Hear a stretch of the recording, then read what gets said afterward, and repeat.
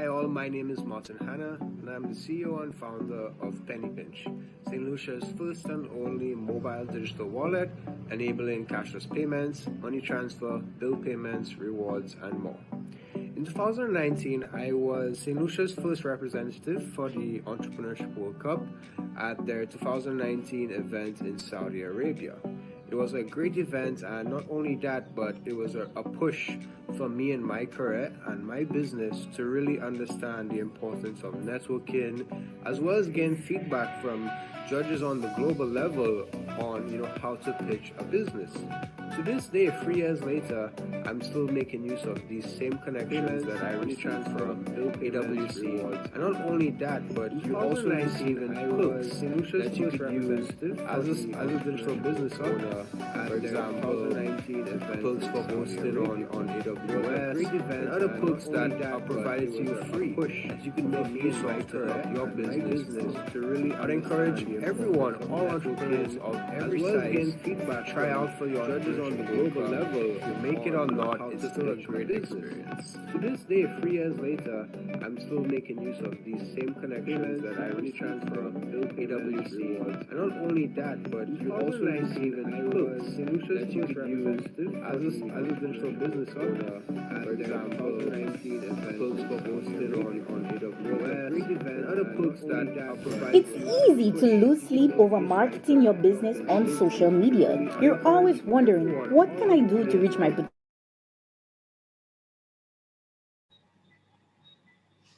Good evening, ladies and gentlemen, and welcome to the Entrepreneurship World Cup National Finals. My name is Vanessa Phillip, and I am your MC for tonight. I am so excited to be here, and we are excited to let you see the startups. We have 5 finalists tonight, ladies and gentlemen, and it's going to be an amazing show. Before I run away with all what I want to share with you guys tonight, of course, I need to make sure that I tell you all about the Entrepreneurship World Cup, okay? Our virtual summit. The Entrepreneurship World Cup St. Lucia Virtual Summit is an online conference hosted by Slatera in collaboration with Evolution Public Relations Management, which will bring together experts from St. Lucia and other countries across the globe, featuring speakers such as, we had speakers in the last couple of days. So these speakers were Mr. James Elsmore, Ms. Ana Maria Torres, Dr. Marcia Brandon, and they were setting the stage for pitch competitions. So from Monday of this week, we have had some amazing sessions. We've had 3 sessions per day. It was tiring, but so fulfilling. We had some amazing startups come our way, and the Entrepreneurship World Cup is something of a phenomenon for us in the Caribbean, and we're so proud as our host, Slatera would say, we're so proud and honored to host this live virtual summit. We know that the COVID-19 virus did a number on the world, but the show must go on because we have to choose a national winner so that that person can compete in the regional competition, EWC Caribbean, this month. Okay, so let me make mention of our national host and co-organizer. Our national host is Slatera, and Slatera is a platform of programs and initiatives that source, connect, and empower youth, the unemployed, and entrepreneurs, aimed at improving communities, providing access to employment, and helping the environment. The co-organizer for this year's national competition is Evolution Public Relations Management, and it is a company dedicated to assist professionals, musical artists, entrepreneurs, and business owners to create a strong online presence by way of media relations, social media strategy, social media consultancy, and management, as well as other business a la carte services that suit their needs. So our national host is Latera, and our co-organizer for this virtual summit is Evolution Public Relations Management. And we're so happy that you, ladies and gentlemen, can join us tonight. We have an exciting time for you. And the finalists that you will be listening to, their pitch, they will be pitching for 3 minutes to our judges tonight. These finalists are Intelligent, Vegan Avenue, Simple Innovations and Solutions, Norbert's Educational Resource Development Enterprises, also known as NERD, and 360. These are the 5 startups that you will be hearing tonight. How will they be assessed, you might think? I'm happy to share that with you. They will be assessed and evaluated around the 4 Ps. Product. Are they an imitator or an innovator? Does the company have a sustainable claim to fame? How is their traction? Are they starting to achieve meaningful market share? Is their growth accelerating? Do they delight customers and show repeated use? That's product. The second P is people. Experience and reputation of the founding team, advisors, clients, board, etc. Ability to recruit and develop top talent, complementary nature of founding team's strategic strengths. The third P is potential. How big can this opportunity be? Are they attacking either a massive addressable market or a small but rapidly growing market? Is their market opportunity limited by megatrends, massive economic and cultural shifts, or are they being propelled by these trends? And the fourth P is predictability. For companies that have begun monetizing, are there recurring revenues or a formula that produces predictable operating results? Do they gain operating leverage as they continue to achieve economies of scale? So these are the 4 Ps that our startups will be assessed by, okay? And they have only 3 minutes to pitch to our judges. We have 4 esteemed judges tonight, and these judges are Mr. Kwesi Roberts, who is a technical specialist in the Entrepreneurship Development Competitive Business Unit at the OECS Commission. We have Ms. Betty Comby, founder at Moz Inc. We have Mr. Joshua Esnard, creator of The Cut Betty and co-owner of Truffletopia, Truffle Imports and Farm. And we have Mrs. Herschel Charles Hodge, owner and Chief Executive Officer at the Advanced Company Group. These are our 4 judges tonight. So we have 5 startups, 4 judges. And the judges will each have 5 minutes to, I don't want to say grill, but inquire and ask questions to our startups about their business and what would make their business great and how they can be a representative for St. Lucia in the regional competition. So right now we're going to take a short break. When we return, guess what? You're going to start hearing the startups. Okay, so don't you go anywhere, and we'll be right back. Hi all, my name is Martin Hanna, and I'm the CEO and founder of Penny Pinch, St. Lucia's first and only mobile digital wallet, enabling cashless payments, money transfer, bill payments, rewards, and more. In 2019, I was St. Lucia's first representative for the Entrepreneurship World Cup at their 2019 event in Saudi Arabia. It was a great event, and not only that, but it was a push for me and my career and my business to really understand the importance of networking, as well as gain feedback from judges on the global level on how to pitch a business. To this day, 3 years later, I'm still making use of these same connections that I received from AWC. And not only that, but you're also receiving hooks that you could use as a digital business owner. For example, perks for hosting on AWS and other perks that are provided to you free that you can make use of to help your business grow. I'd encourage everyone, all entrepreneurs of every size, to try out for the Entrepreneurship World Cup. If you make it or not, it's still a great experience.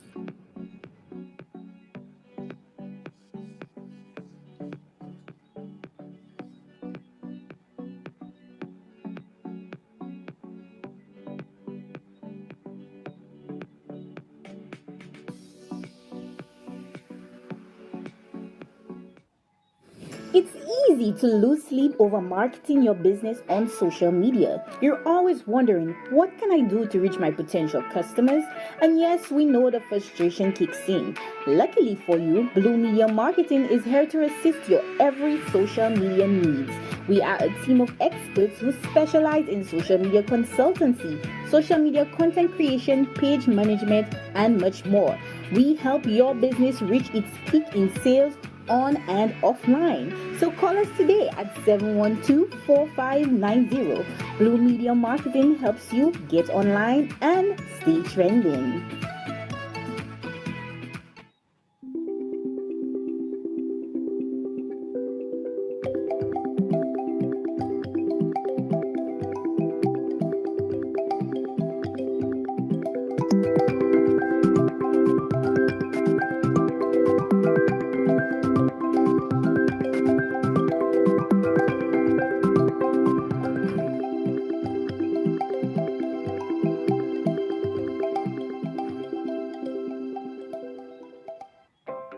Hey, small business owners, we know running a business is no easy feat. At Evolution Public Relations Management Limited, we intend on being your partner in surpassing all your business goals.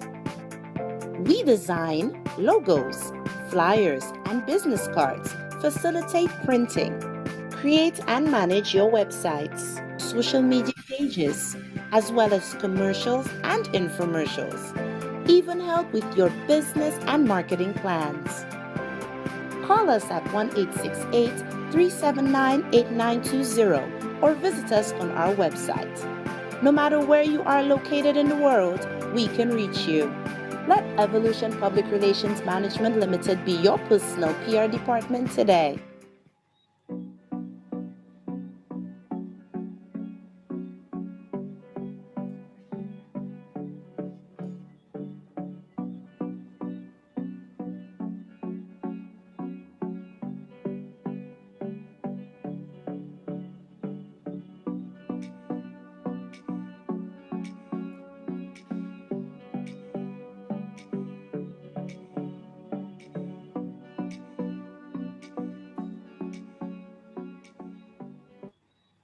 And welcome back to the Entrepreneurship World Cup National Finals 2021. Are you ready? Are you ready? I know I am. I am very, very excited. Now, last night we had 5 startups, okay, that presented for 3 minutes to the judges. And out of those 5 people, 4 startups were chosen to compete tonight. We had one particular startup that was fast-tracked automatically to the finals, so she did not compete last night, but we have all 5 of them here tonight, and they are ready to go. So the first startup that will be presenting for 3 minutes is none other than Nerd. Good evening to you. Good evening, Vanessa. I'm very excited to begin. Wonderful. Okay, so you have 3 minutes. Share your screen right now, and your 3 minutes begin when you start talking. All the best. Thank you.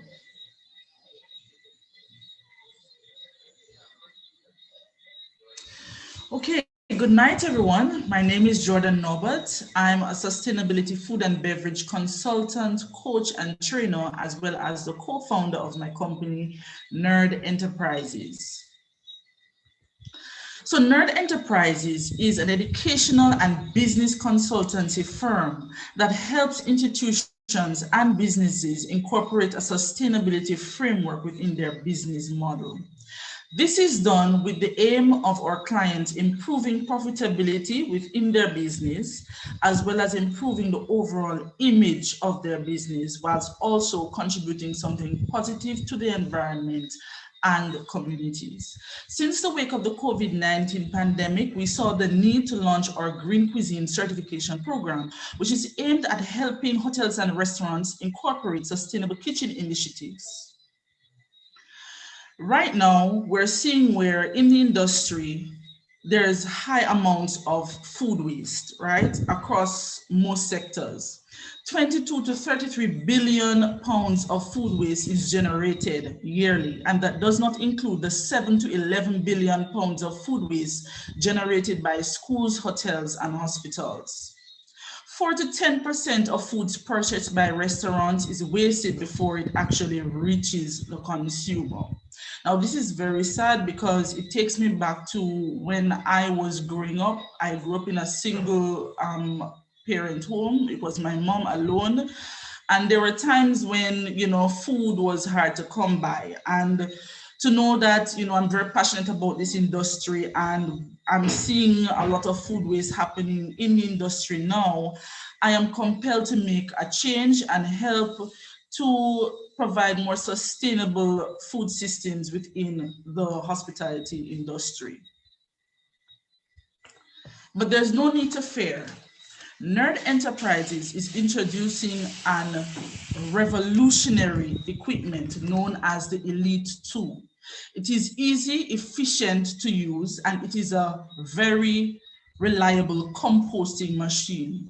Within 24 hours, the volume of food waste goes down by 90%, which means that there's plenty of room in the system so that it can be used daily. The system is emptied every 8 to 10 days, which means it also reduces labor for employees. It comes in 11 modules in capacities from 20 pounds to 4,000 pounds. It produces no CO2 emissions, right? And the only byproduct is 1.5 gallons of water, and it runs on 75 kilowatts a day. With this innovative device, we'll be able to provide this device to restaurants, hotels, and schools, and they'll be able to convert their food waste into organic compost. In return, these industries can use the compost and form their own organic kitchen gardens, right? Also, Thank there you, is Nerd. a Your wide 3 minutes is opportunity. up, actually. Your 3 minutes are up. So I would have to cut you right there. So you can stop sharing your screen. Thank you very much, Nerd. Thank you. Thank you. I invite Mr. Kwesi Roberts. You have 5 minutes with Nerd. Your 5 minutes starts when you begin, sir. Thank you and good night. Thanks, Nerd, for the presentation. Nerd, I like the name. I just wanted to ask, and I think this is kind of like a follow-on from what I raised in the preliminaries.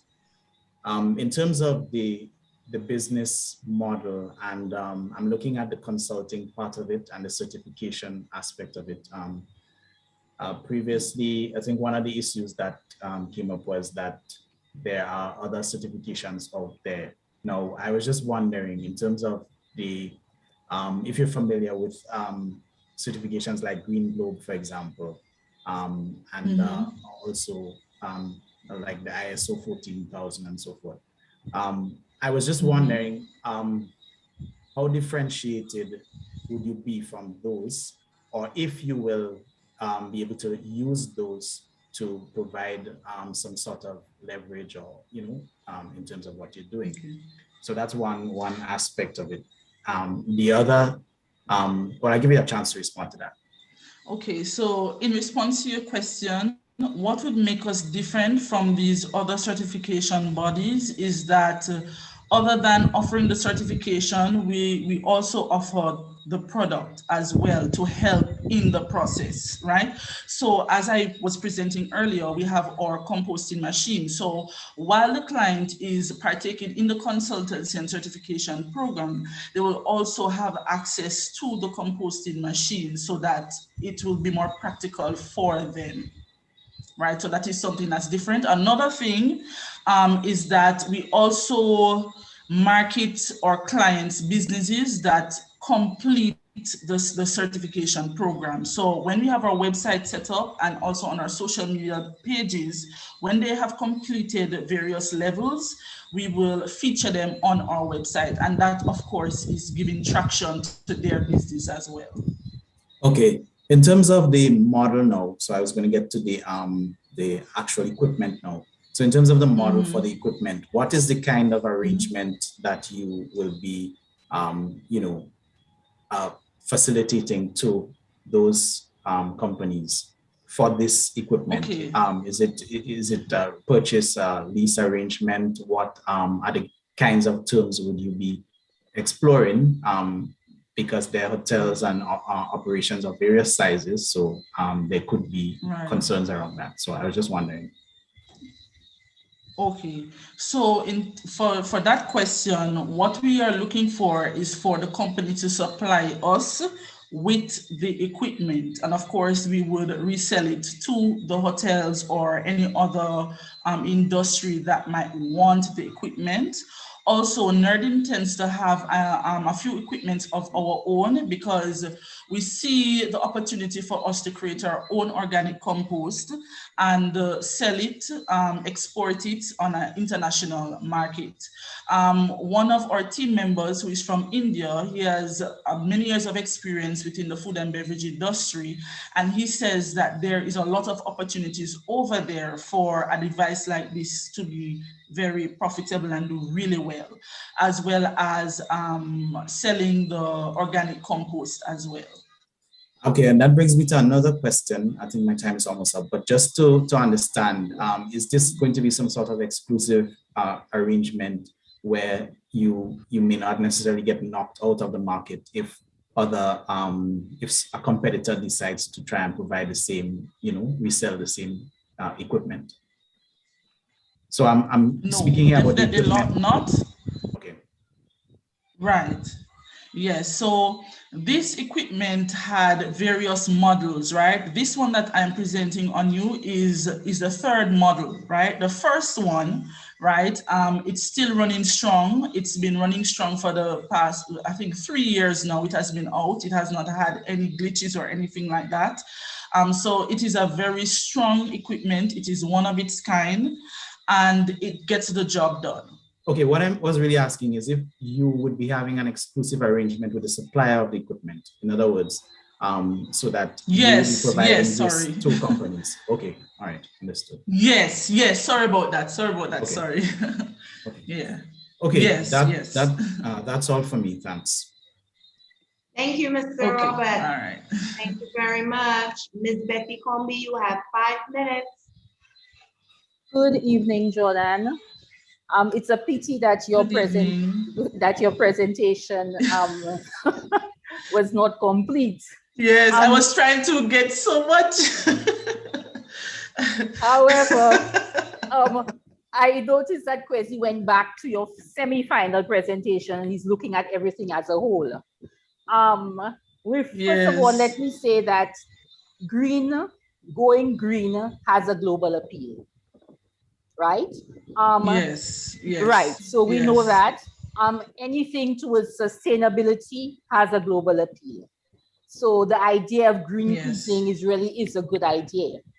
Now I am not sure if I should talk to the certification program you presented last night or speak to the model, but let's talk to the model. Okay. So let's talk about the model. So this was a really big piece of equipment I saw there, and I'm thinking of how much does this cost? What is the cost of that equipment? Yes. Okay, so the equipment carries various capacities, right? From 20 pounds to 4,000 pounds of food waste it can hold. So it comes in various sizes. So you can choose which size complements your business. In terms of the price, the average price is 15,000 US dollars. Okay, 15,000 US dollars. And so your plan is that you would serve as a supplier for those pieces of equipment. Is that it? You're the intermediate man? Yes. Okay.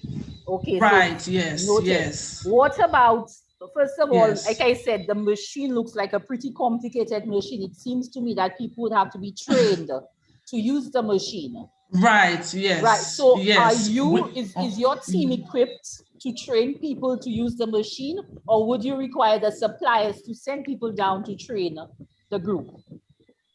Well, I'm going to be having a follow-up meeting with the supplier to discuss that. But in brief conversation, he did say that it is up to our company to choose whether we want to have his people come down and train our people, or if we think it would be better for them to come and service the machine and train and provide the service themselves. Okay. So we have to engage in further discussions regarding that.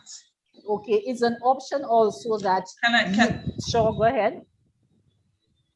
Oh, go ahead. Yes, there's also a 1-year warranty. Yes, there's also a 1-year warranty on the product. So if anything goes bad within that 1 year, the client can change the parts without any additional cost to them. Okay. Now, I think Kwesi mentioned that we're talking about exclusivity. I mean, the same way the supplier is talking to you. Why can't I too go and talk to the supplier and organize for me to be the middleman? What's preventing me from taking over that business from you? Well, the thing is that my supplier and I have a very good work relationship. We have a good relationship and we have confided in each other. And he sees that Nerd Enterprises is a company that can reach very, very far, and he has confidence in my team. So he trusts us. So, yes. Okay, let's talk about your team. So apart from you, who else is in your team? For instance, let's talk about, because you're offering a number of things related to green cuisine. So there is the compost machine, and then you also spoke about the certification program. So let me talk about your team. Right. In your team, for instance, if you're doing certification, then you must have assessors. So you have people who are trained in assessment, people who have trained in auditing. Yes. We do have a training auditing sequence. The consultancy and the certification comes in the form of 3 phases. Phase 1 would be an initial audit, a diagnosis, and an accompaniment. Phase 2 will be a verification audit, staff training, and then the certification is administered. And then phase 3 would be marketing and communication. So those are the various phases. Currently, I would be the only one who would be handling that part of the business.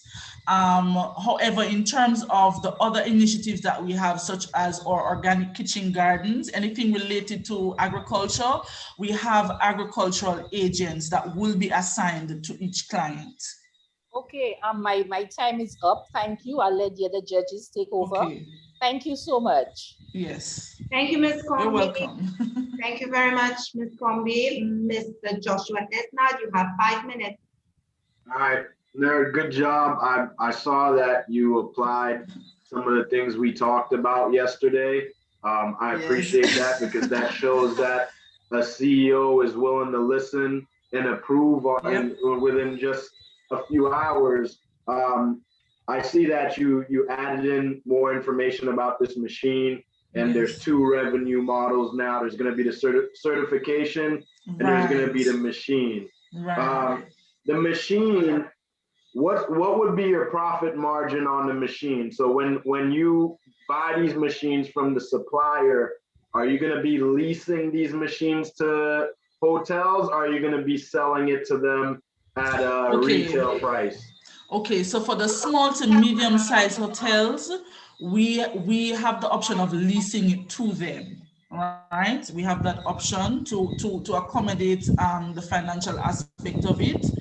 However, for the larger businesses that may want to buy the machine, we have a markup of $5,000. Okay. Yes. Yes. What is the lifetime on one of these machines? Well, as I said previously, the first model that they supplied, it has been running now for the past 4 years, and it has been doing well thus far. And that was the first model. Okay. Right? So it is keeping up really well. They haven't had any complaints about it. So would you plan to salvage the machines after their 5-year cycle, or would you send them back to the supplier to be worked on and sent back as a refurbished model? Well, we would, based on what our clients say, we will have regular checks with them to see how the machine is working, if it needs servicing, if, basically we're going to be talking to them, keep on checking to see how the machine is operating. If there's a problem, we would send it back to the supplier, get it fixed and refurbished, and bring it back to the client. What are your plans to get the government involved in subsidies for this? And maybe share something about, is there an incentive to a company tax-wise or something like that if they were to be part of your green program? Yes, that is a very good question, Josh. Actually, in St. Lucia, there are tax breaks for green equipment or eco-friendly equipment to come into the country. We do have it with equipment such as solar panels and so on. So it would apply for this. It would apply for this product as well, because it falls under that category. In terms of in terms of the actual amount, I haven't found out that information yet, but that is something that I'm going to look further into. Great. Is the compost instant, or is it something that takes a while? So let's just say that Joe Schmo puts the waste into the machine and compost comes out. Is he going to have a benefit right away, or is that something he has to wait for a week? Okay, so typically compost, when you do it without any intervention, it takes months to break down. However, this machine breaks down food waste within 24 hours. Wow. And it can take up to 2,500 pounds of food waste, which would generate 250 pounds of compost. Am I out of time? Okay. Well, am I out of time? Oh, you 1 minute. Like 1 minute left. Yeah, sorry. With the compost production, let's just say one machine creating compost, right? How many farms or how many plants, or do you know how many acres this would serve each time it produces? Well, you mean here in St. Lucia? No, I mean, so like if I just put everything in the machine, the big machine, right? And it produces compost, how much can I spread that across land? Well, it is, Josh, actually it is exponential, because as I said, because it breaks down the food waste so quickly, I mean, you can use it every single day. You can use it every day and generate as much as you want. The only thing is that you would change, there's a pattern that you have to change every 8 to 10 days, but as long as that is done, you can use it as much as you want. Okay. Well, in the future, I would start to think about what the benefit all the way down to a unit is going to be. How much is 1 pound of food going to produce as far as compost, and how many plants is that going to produce for a farmer, and how many people will that feed? That type of quantitative analysis will help you out. But great job. Thank you. Okay. Thank you, Mr. Esad. Thank you. Thank you very much. Mrs. Charles Hodge, you have 5 minutes. Thank you. I continue to see the passion, Nerd. So thanks for that passion and that energy that you bring, to the competition. Well done. You. My first question for you tonight is, have you already identified a marketing team and of course a marketing strategy? And of course, as we know, because your project is capital intensive, you also need a capital intensive marketing strategy. So have you already identified that? Honestly, most of the marketing has been done by myself. I'm not the best of it, but I do the best that I can. And that is why we really need the funds so that we can hire someone who could handle that for us, because there are other areas that I want to focus on. But in terms of the marketing part, we're really looking for someone to really handle that part of the business. I have reached out to some local organizations, but I haven't really gotten back any response yet. But that's okay. It is, it is a working process. So I'm gonna be continuing to do that. Okay, fantastic. Second for me is, what do you see as your biggest challenge as a new entrant into this industry? The biggest challenge is getting persons who can benefit from this initiative to understand the value that it has. A lot of times when we think about sustainable development, we think, oh my gosh, it's so expensive and it's so costly, but we don't realize that there's a huge return on investment. And it's just much better when you're operating a business, incorporating sustainable initiatives. That is the best way for your business to last for years and years and years down the road. So my biggest challenge is getting people to understand that aspect of it. And that is why I've been very astute for the past 6 months since launching my business. I've been very active on LinkedIn, very active on Facebook. I have my Facebook page. I'm always putting out content. I'm always highlighting other organizations that are eco-friendly and are doing other things. So that is what I have been doing. Okay, because you are you have a lot of information, and because this is new, you definitely need to have a robust marketing plan. My last question, because I have 1 minute left, is any partners you have or stakeholders who you would have identified, especially knowing to help with your economies of scale? Because as we said, capital intensive, have you identified any partners that can help with economies of scale? Yes, so we have identified partners, local and international. One of them is Jeff, the Global Environmental Fund. Another one locally is the SLHTA and the Ministry of Tourism.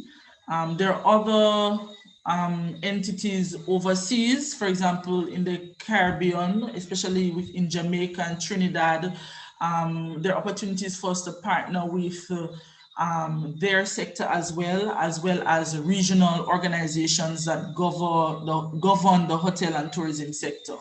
So yes, there are a wider range of opportunities for that, for collaboration, as well as within the agricultural sector as well. Okay, and which revenue stream will you launch with? Because I know you now have two, which is the machine and the certification and consultation. Which is it going to be simultaneous, or? It is going to be simultaneous. Yes. Okay. Yes. So we're going to be launching with the certification program first. We already have persons that are interested locally, so we're looking to work with them over the course of the summer. Okay, fantastic, and good luck, Nerd. Thank you. Thank you, Mrs. Hodge, and thank you, Nerd, for your presentation. Thank you very much.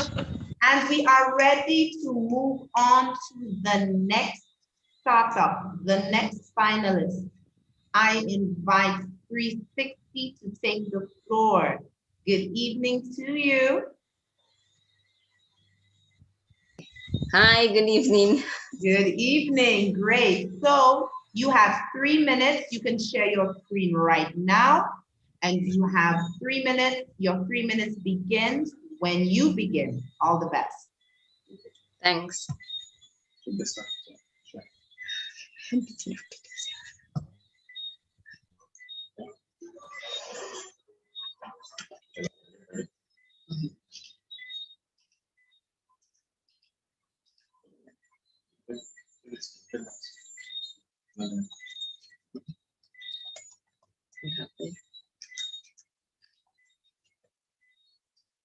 I don't know, something is wrong. My thing is stuck.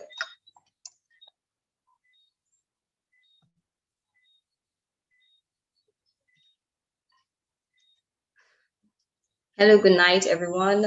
My name is Lucia Peter, founder of 360.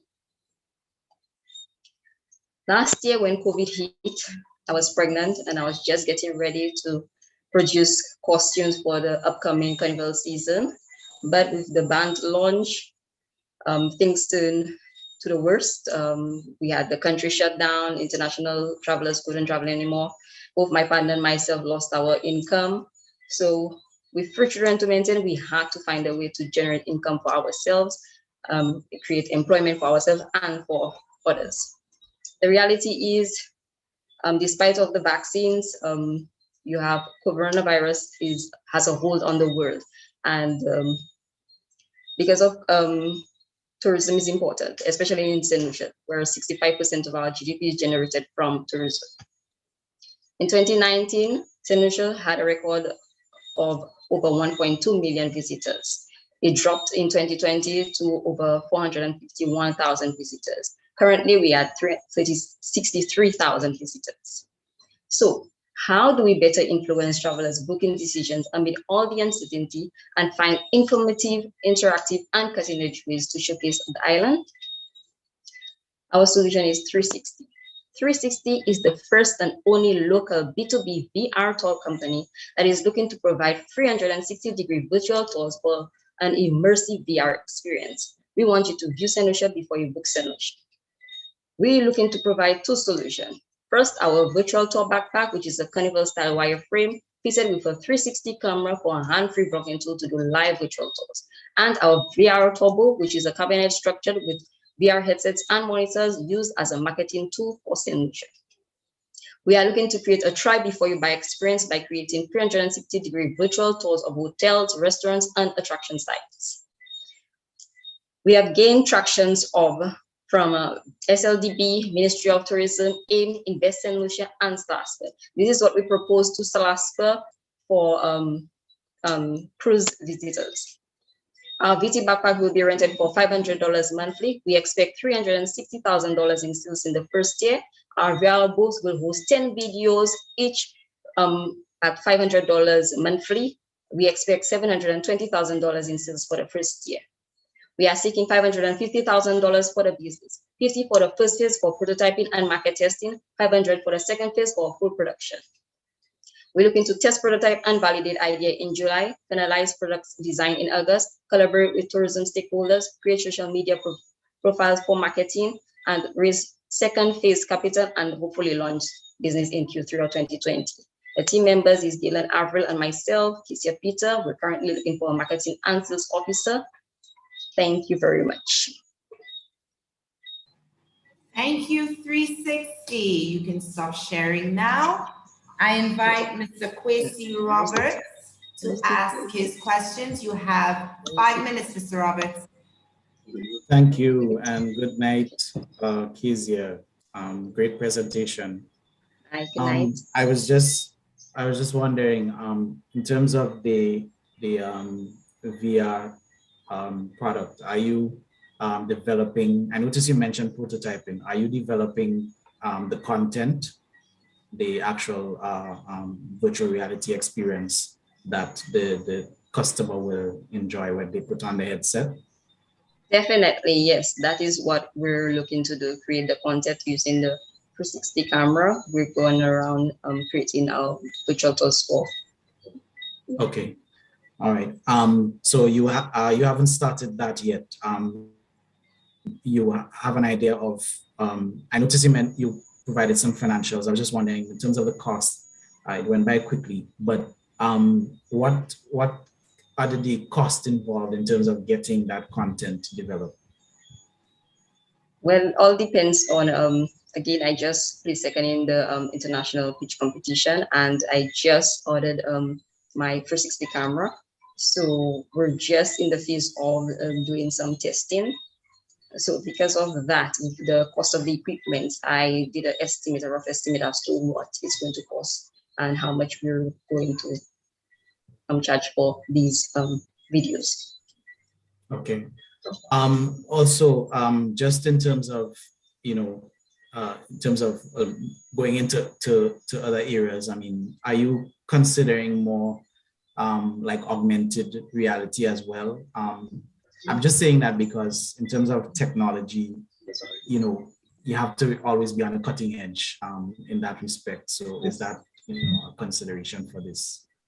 The augmented reality is, I think there was someone, my partner, in fact, Gillen Avril, he's the one who's actually looking to go into that field.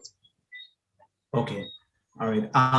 Now, is there consideration to moving this outside of St. Lucia? How do you plan to scale that in terms of, once you get going here in St. Lucia?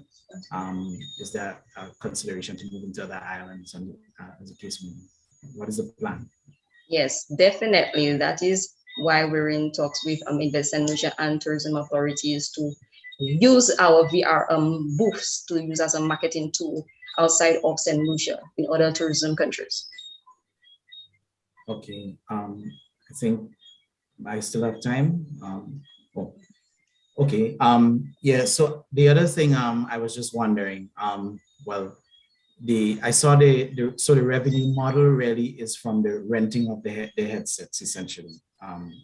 So a visitor comes to the booth and they rent the headset and they do that experience. Can you just go through that?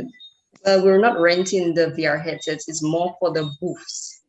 What we do, the videos will be installed like in the booth, like 10 videos will be installed in the booths, and these booths will be allocated at the hotels or again in other tourism countries to market for St. Lucia. Yeah. So it's really the booths that will that has the cost.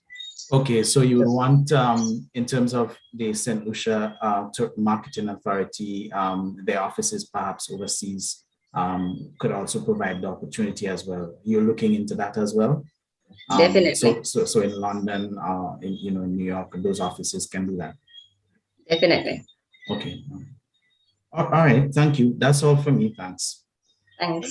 Thank you, Mr. Roberts. Ms. Betty Comby, you have 5 minutes. Hi, Lisa. Hello, good night. Good presentation, very good presentation. So we're into virtual reality. Well done. Love the story, love the story.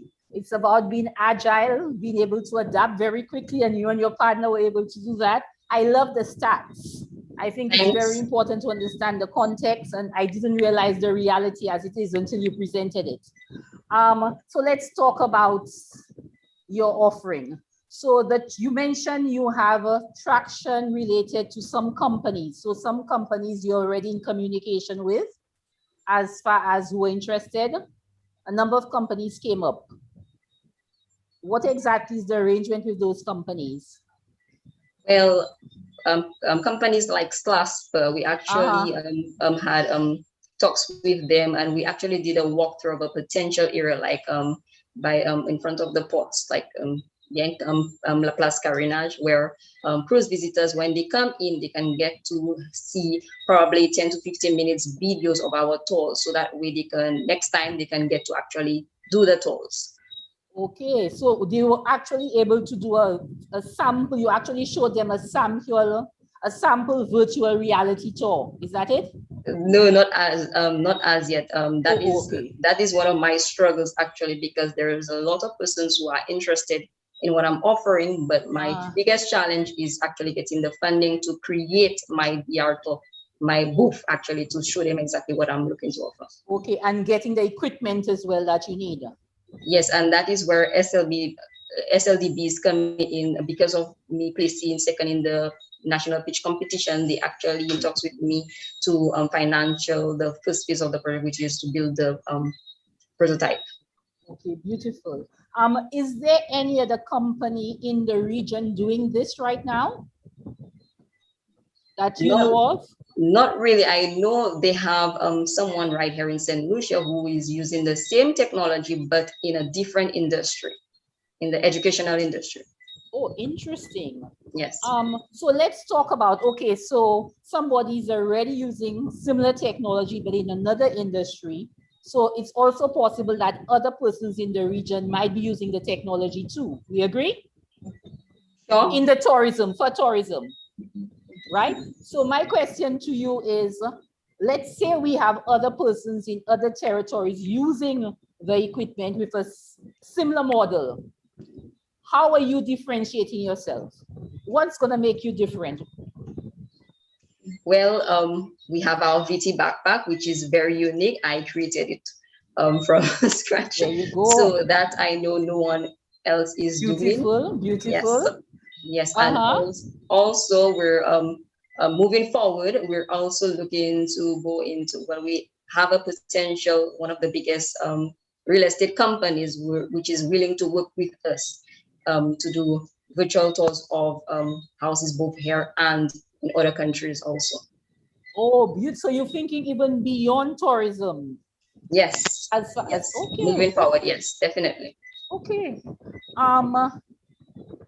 Okay, you and your team. So tell me about your team. So it's you and this other person, and both of you were in the tourism. You have experience in the tourism industry. Is that it? Or is one person IT? Is an IT specialist? Yes. Well, my partner Gillen Avril. He's a technical person. He too has his own business, augmented reality and stuff like that. Oh, beautiful. Okay. Yes. Okay. He actually won last year's pitch. Oh, I love to hear that. Oh, I love hearing this kind of collaboration. Well done, well done. Okay. So, yes. Okay, very good. That's it for me. Thank you so very much. Thank you. Ms. Combi, thank you very much. Mr. Joshua Esnad, you have 5 minutes for 360.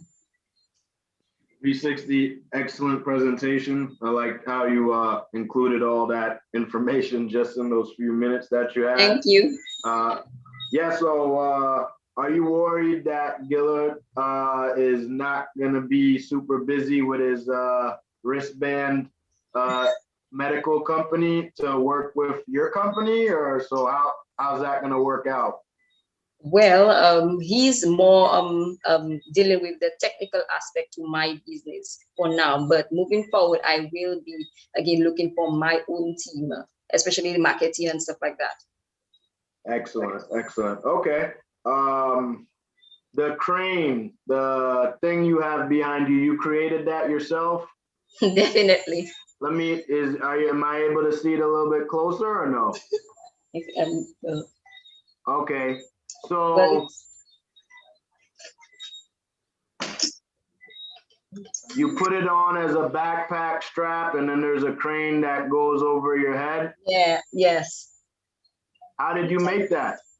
Well, I, as a carnival producer, having to deal with wireframe backpacks again because of COVID, no carnival, so I then utilized that material and created a similar backpack, but I used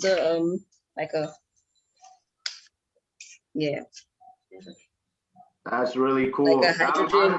So the wireframe backpack is inserted in that bag. Well, I use the digital bag for now. So. Did you welded those wires together or what? Well, yes, I am working with a welder, so still working on the design though, but that's basically a rough prototype that I did. Excellent. So you know where my next question is going, right? Where's my next question going? Do you have intellectual property on your utility? Do you have a patent? No, not as yet. A lawyer, hopefully I'm looking to work with a lawyer to You need to file at least a provisional patent as soon as you get off this competition. As soon as you get off the competition. A provisional patent is gonna be less costly because it gives you a year to test out your product in the market before they don't give you the full patent. The full patent will be expensive. So please apply for a provisional patent. No problem. Thank you. It's a genius idea. I'm an inventor myself, so I like to see things like that. Partnership. So like, let's say Expedia or TripAdvisor and stuff like that. What's going to stop them from just sending their employees out and doing something like Google Maps does and just, you know, covering the whole island with their own tours? Are you going to contact them first or what? Yeah, we can also do it for them if they would like. Okay, so you probably want to make sure you become a contractor for them before this becomes a thing around the world, so that they know when they're trying to get the stuff for St. Lucia, they go to 360 and they don't just bring in their own company and push you to the side. Honestly, great job. You understood identifying the problem, you identified a solution, you brought it to your own story of pregnancy and everything shutting down. Your team's good, so keep pushing. Good job. Thank you very much. Thank you, Mr. Esnard. And last but certainly not least, we have Mrs. Podge. 5 minutes. You have 5 minutes with 360. Thank you very much. Good evening, 360. Very, very creative. And of course, I always enjoy digital solutions because that is my thing. So I love that technology. I'm very excited about it. So I think my question for you is, at the moment we are seeing revenge travel, because of course after COVID, everybody wants to travel, but it's, you know, a small influx of revenge travelers. Do you see a plan in place? Do you have a plan in place to accommodate the influx of revenge travelers coming into the country? Well, that is where the booths would come in. With these booths in these other countries, it has these tours, well, our tours that I would be creating to give persons like a sneak peek of what our tours are like here, so they can now see themselves going through walking through the tours, and you know, having to have that experience, they would now want to come and try it out for themselves. Also, with the backpack, what I'm trying to do is at least create employment for persons working in the tourism industry. And what they would also look to do is have live tours on social media where persons can come into the platform, pay to come to the platform and actually see those tours. Okay, fantastic. Yeah. Help me understand, who is your target market, the specific target market that you have now? Well, it's the hotels, ports of entries, persons coming in to St. Lucia, persons who the tour guides, site operators. Okay, the reason I ask that question is because it's basically for persons who are already on island, right? Not really. With the booths at the hotels, both overseas, persons around the world can now see the tours on those booths. Okay, understood. So go ahead, you were saying something. And when the booths are at the hotels, persons coming in can get to see what we offer. Right. So when do you plan to get out into the international markets? And the reason I'm asking is because the relevance and timeliness is key. If you get into the international markets, you could grab those people. So of course, you will help our tourism authority to market much quicker and to be able to get. That is the plan. Yes, definitely. Right. That is what we're looking to do. That is why we're looking to partner with them to use our booths as a marketing tool. Okay. Fantastic. So I have a burning question. If the educational VR team decides that they heard your pitch because it's live and, you know, they're able to be agile and move into real estate and move into gaming and move into this, just using the same thing. I mean, of course, Joshua has told you, get the patent quick, but how agile is your team to be able to keep relevant and to keep that X factor going? What do you plan to do if this happens in a month? Well, they don't create content. We create our own content. So that is a plus for us. So you create the content that goes out? Yes. Okay, fantastic. All right. Well, I love it. I mean, the other judges asked the questions, so I definitely love it. So keep going. Thank you, 360. Thank you very much. Thank you very much, Mrs. Hodge, for that. And thank you, 360. Excellent presentation. You're welcome. And we, of course, we wish you all the best. We are going right into our next startup, Simple Innovations and Solutions. Are you with us? Yes, I am. Wonderful. Okay, so you have 3 minutes. You can share your screen right now. Your 3 minutes begin when you begin. All the best. Thank you.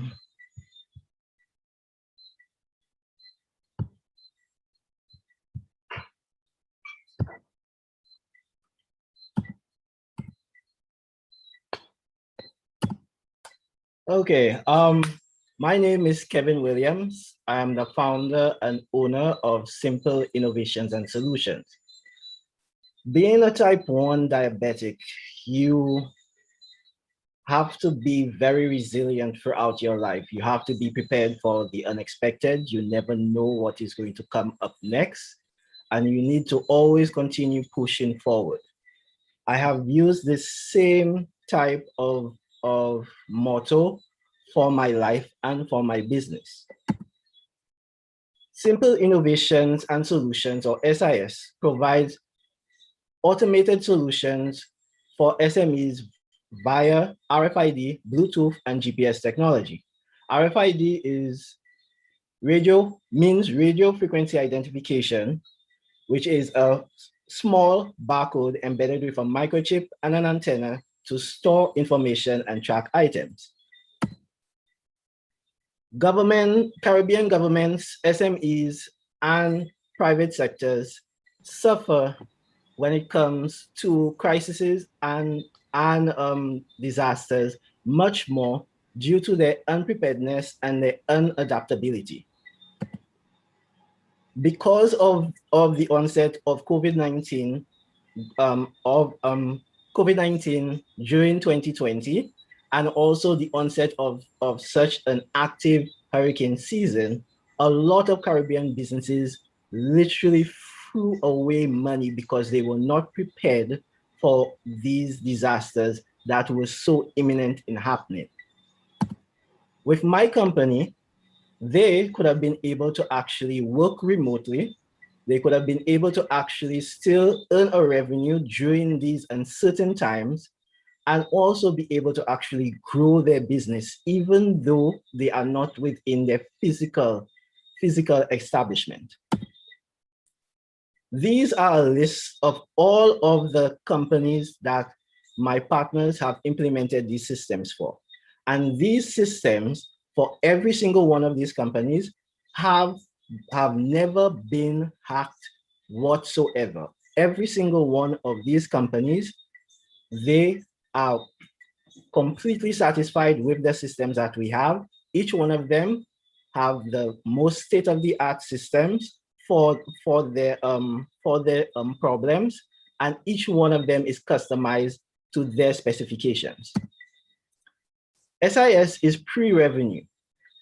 We have purchase orders for 6 vehicle tracking devices, and we also are working on a paperless system for a primary school in the Castries district on a pro bono basis. We are looking to enter into the Caribbean first, then we are looking to expand into South America, into Canada, and into Europe. All of these areas we are planning to actually enter into in the next 5 years.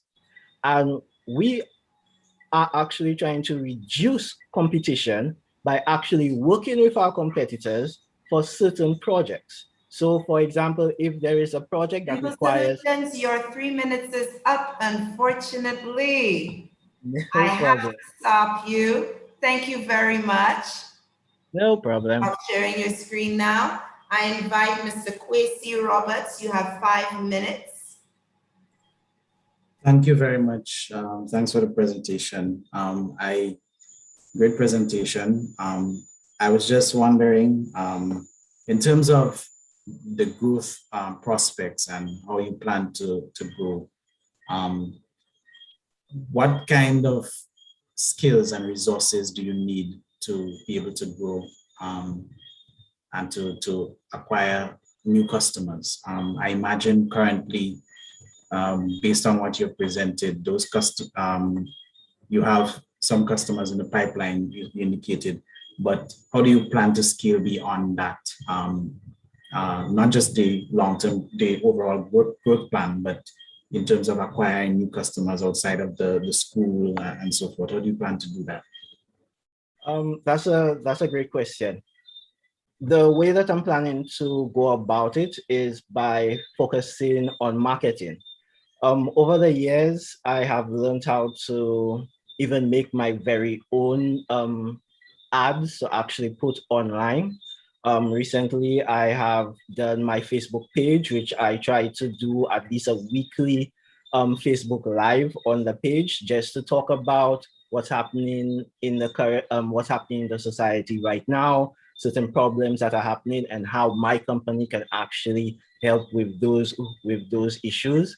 One of the other aspects that I would actually need to network with certain individuals to actually get me in front of certain businesses, because the way that it is, especially in St. Lucia, you need to have a certain person with you to actually introduce you to these companies, so that you can actually have the ability to, show them that this is what my company is capable of. This is what we're actually able to actually save you over the next couple of years, just to get an audience with them. So that is the strategy that I have when it comes to actually trying to get to more customers.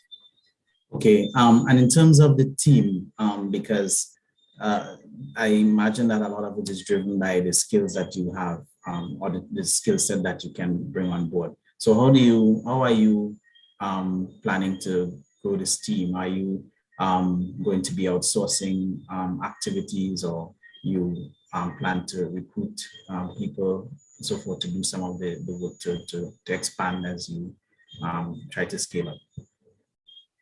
Yes, with the right funding, I am planning to do certain events, especially certain online events, to actually demonstrate some of the systems that we have.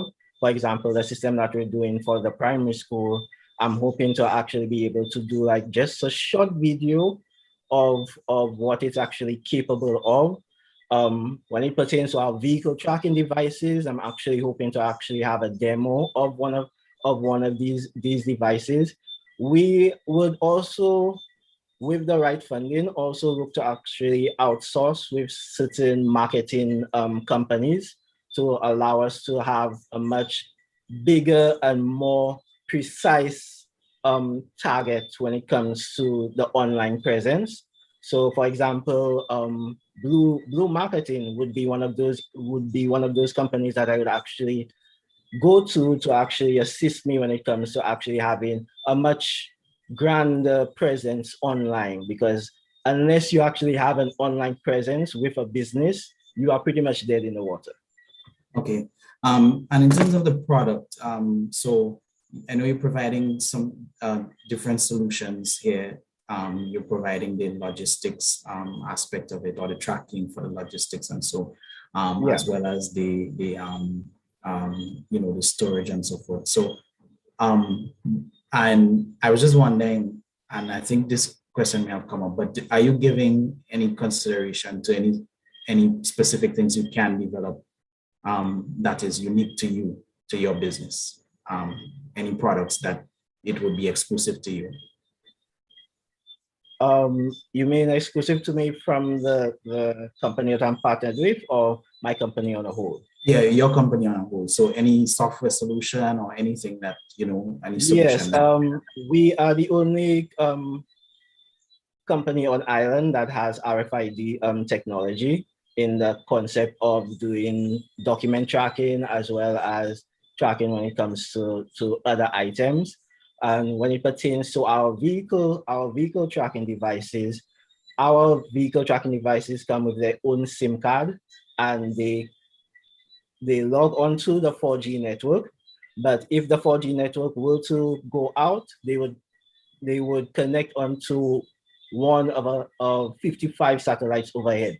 So there's literally no way on island that you will not be able to track your vehicle. So these are exclusive to my company, and with all of my competitors, I've had customers come to me who have had my competitors with Digicel, with some of the with Guardsman, and their connectivity has been a problem, and they have actually come to me. And 4 out of the 6 vehicle devices that I'm actually planning to do purchase orders for, I was in a bidding war with all of my competitors, and I won the bid.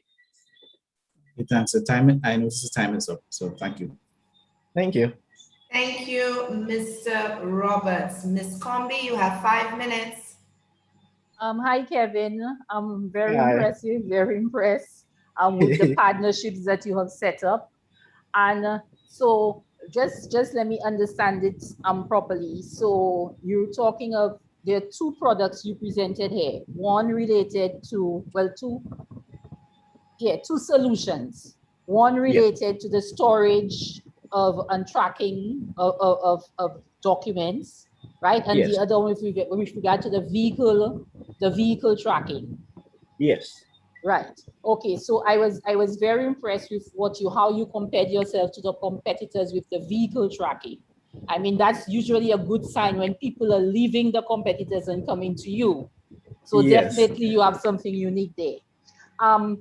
Well, let me say, first of all, I like the idea that you are doing that pro bono exercise in the school. I think social responsibility is a key thing. Okay. Very much so. Right. So you about knowledge. Let's look at the case of the solution with regard to the storage. So this is about knowledge management and IT. These are the tailwinds you're going on. Yes. Right? Very good. Okay. Let's talk about those contracts you have with these suppliers. Are these exclusive? What's preventing somebody else from having contracts with these suppliers? We have ensured that the contract that I have with them is exclusive with myself. I had my lawyer go through it, and we specifically designed it in such a way that it is going to be, is going to have the exclusivity. And because of the number of companies that have actually presented the business to, they are very willing to stay with me, because they say that out of all of their resale agents, I am the one that has been the most determined and the most productive out of all of them. So there's literally no reason that you're going to just, okay, just let me go, because I have literally been almost everywhere in St. Lucia, just there trying to present my business. I'm just waiting for that one opportunity, just so get it off the ground. We had 2 opportunities before COVID, but life goes on. You have to continue pushing.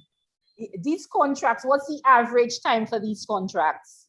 Because contracts have a time limit. So these contracts you have, what's the average time?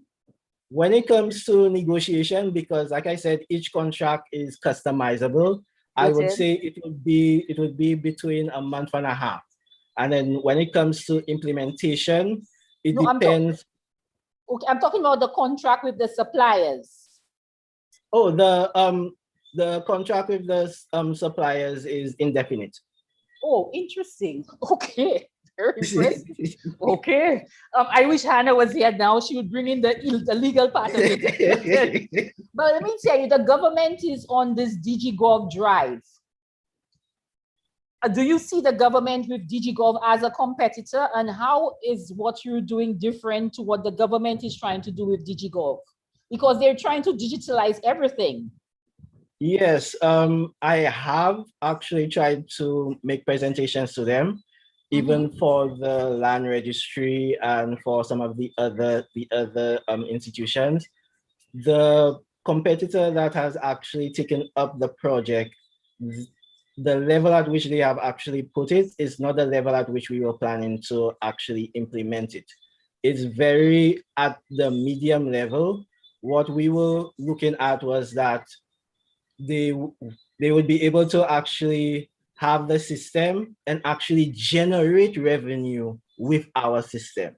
So instead of people actually having to go to the ID place, the ID place to actually pay money in order for them to actually have the ID be sent to them. You have to sit down, have your picture taken and everything. All of this could be digitized. And all of this could actually be done via your phone, via your tablet, via your computer. If you're not as tech savvy as this new generation, obviously you can still go in and still have the same process. But this would gradually decrease the amount of time you would have to stay at that establishment. Like you could literally have it done in about an hour or an hour and a half instead of you having to wait 2-3 hours for you to have your picture taken and then have the information. All of this is something that can actually help the government in actually generating more revenue than what they actually have. Okay, my time is up. Thank you so very much. No problem. Thank you, Ms. Combi. I invite Mr. Joshua Esnar. You have 5 minutes. All right, simple innovations and solutions. Good job, man. I was impressed with the presentation yesterday. You did a good job today. You ran out of time, but we all wish we had more time to present these products. So the suppliers, do they own the patents or intellectual property, or are there other suppliers that provide RF, the tracking and the paperless scanners and stuff? They own some of the patents, but they are also partnered with some of the top companies out there that deal with RFID. That's why one of the major advantages that we have to actually reduce competition is to actually have some of our competitors come on board for certain parts of the contract. So like I said, if there's a contract that's for document tracking and for vehicle tracking, we would be willing to give the document tracking to one of the other competitors if they're actually able to do the job that is needed of them. And we are more than happy to actually go with the vehicle tracking. This is a way, this is something to allow that each one of us help each other grow instead of, he's my competitor, leave him alone, I'm just going to move forward. I rather work with everybody and everybody grows. All right, sounds good. Take me through one of those. Actually, quick question. If I gave you enough money to hire somebody tomorrow, who would be your first hire? Would it be someone in networking or would it be someone in sales? I'm not giving you other options because it's only those two that you could really go next to hire. Right now, I would say networking. Okay. So the networking, if you hire this person, are you guys holding your own networking hub building, or is each business going to have their own networking and manage their own solutions? I think it'll be one establishment, but there will be different agents for each aspect within the business. So there will be one person that will be for vehicle tracking. There will be one person for documents. There will be one person for warehouse. But everybody is on the same team once we get a contract. Yeah, what I'm asking is where is all this information being stored? Is it being stored in the cloud? through your network servers at Simple Innovations and Solutions in case something goes wrong at a school and you have all the information backed up? Or is all this information that's being scanned and whatever information being stored at the school itself in their networks? There are three options for you to actually store your information. You could either store it on your own servers, you could either store it on our web-based version, or you could store it on our cloud-based version. So you have literally three choices for when it comes to the vital information. So if you're comfortable in having it on your servers, no problem. We can just install the software and ensure that it saves it on your servers, and you are pretty much good to go. All right. Well, I appreciate it, man. Good job. Thank you very much. Thank you. Yeah. Thank you, Mr. Esnad. Mrs. Hodge, you have 5 minutes. Hi, SIS. Well done as usual. Great job. Thank you. My first question for you is, can you explain the paperless system? Because I noticed you have paperless vehicle tracking, of course, and the document tracking. So I just wanted to understand quickly the paperless system. Yes, the paperless system is that we design a software exactly to the client specification, and we would come in to scan every single document. We would put it exactly how they want. So if they want a folder for accounts, or a folder for inventory, a folder for example, if it's a restaurant, or if it's a hotel, food and beverage, they would have a folder for each one of those. All they would have to do is just scan the document. If there's a certain barcode or certain invoice number that is on the sheet, it goes directly to the folder. It's updated automatically, and you can access that information, whether it's on your servers or if you want to access it from any device. You can decide on how many users that have access to this information. You can decide how they're actually going to see this information. If it's going to, you can decide on who has the ability to edit the information, who when they click on the information, that is going to be read only. And you pretty much have the full range of how exactly you want your system to be like.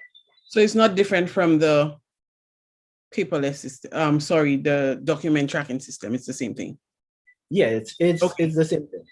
All right. So explain the revenue model for the vehicle tracking system, please.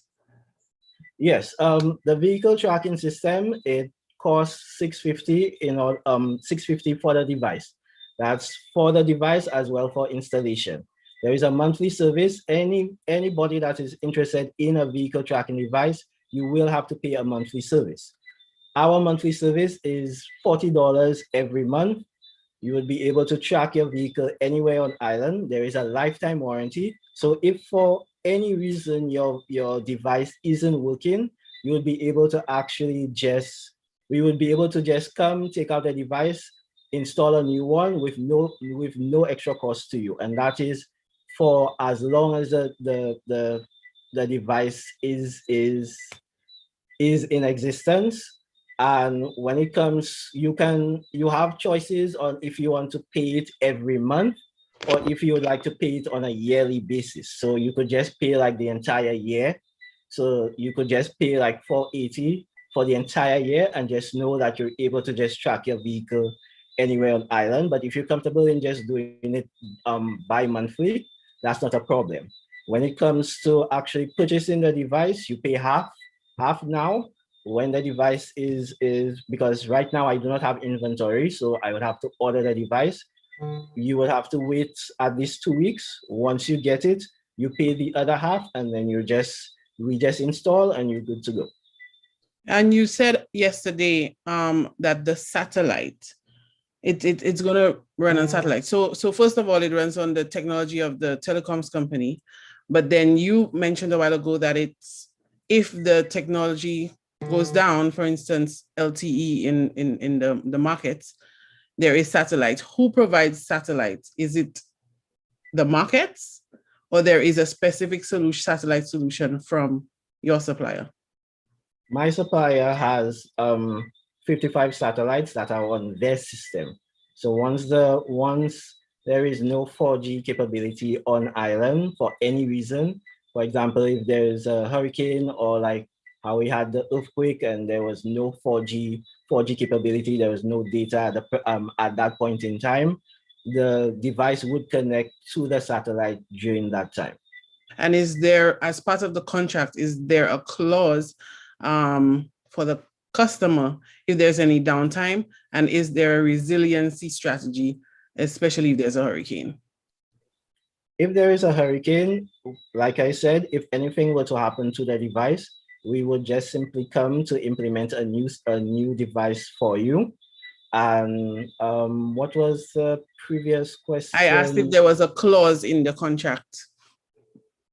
A clause in what sense exactly? Meaning vehicle trackers are used for productivity. It's also used for flexibility and cost control for companies, especially vehicles. Yeah. And if there's a minute of downtime, then there's a minute of loss of revenue. So that's why I'm asking, is there a clause in your contracts as it relates to your if there is downtime from a vehicle tracking perspective? When it comes to the vehicle tracking, whatever there's at least a downtime of over a month. If the vehicle is not able to actually be tracked during that time on the system, all of that information is stored on the SIM card. So once it gets any network that it can connect onto again, all of that information is just going to flood onto the system, and you'll be able to see exactly right then and there where the vehicle has gone. Okay, well, our time is up. Thank you so much. And I want to see SIS do some diversification for me on RFID sometime in the future. So put that in the back of your head. Thank you. Thank you. Thank you Thank very you, much. Mrs. Hodge. And thank you, SIS, Simple Innovations and Solutions. Wow, 3 startups so far, and it's been going great. So we're going to take a brief break. When we return, we have 2 more startups for you. Don't go anywhere. We'll be right back.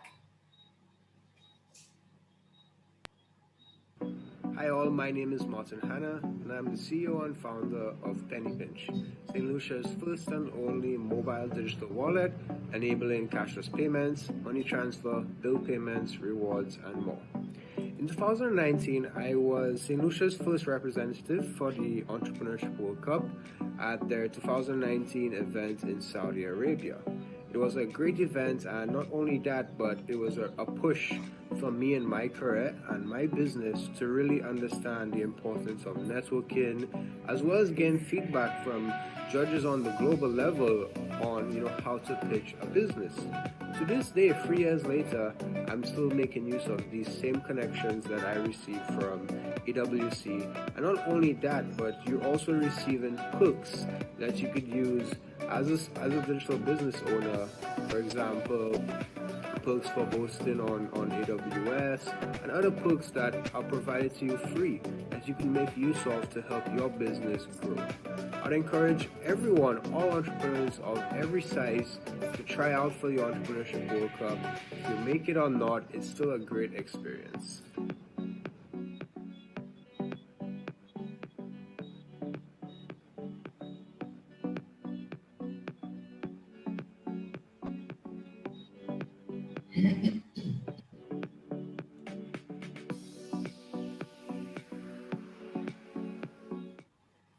It's easy to lose sleep over marketing your business on social media. You're always wondering, what can I do to reach my potential customers? And yes, we know the frustration kicks in. Luckily for you, Blue Media Marketing is here to assist your every social media needs. We are a team of experts who specialize in social media consultancy, social media content creation, page management, and much more. We help your business reach its peak in sales on and offline. So call us today at 712-4590.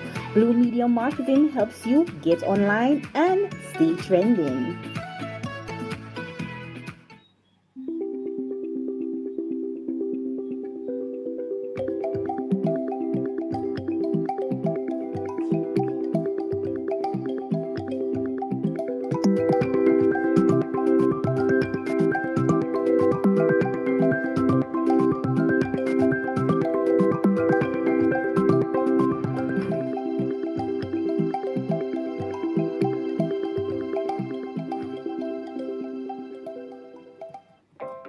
Hey, small business owners, we know running a business is no easy feat. At Evolution Public Relations Management Limited, we intend on being your partner in surpassing all your business goals. We design logos, flyers, and business cards, facilitate printing, create and manage your websites, social media pages, as well as commercials and infomercials. Even help with your business and marketing plans. Call us at 1-868-379-8920 or visit us on our website. No matter where you are located in the world, we can reach you. Let Evolution Public Relations Management Limited be your personal PR department today.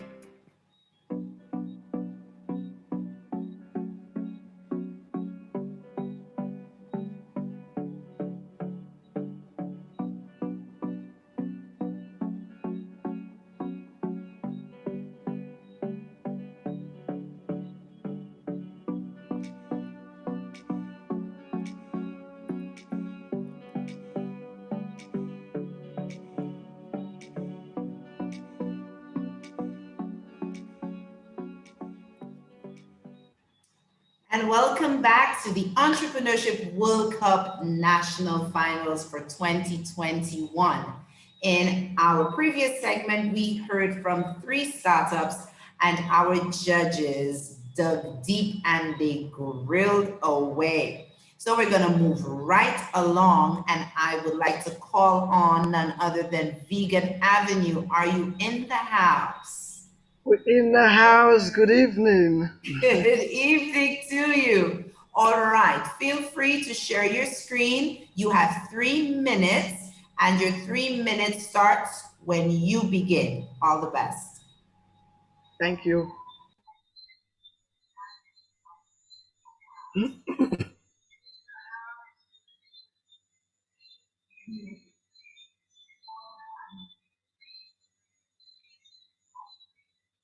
Ladies, gentlemen, judges, special invited guests, good evening.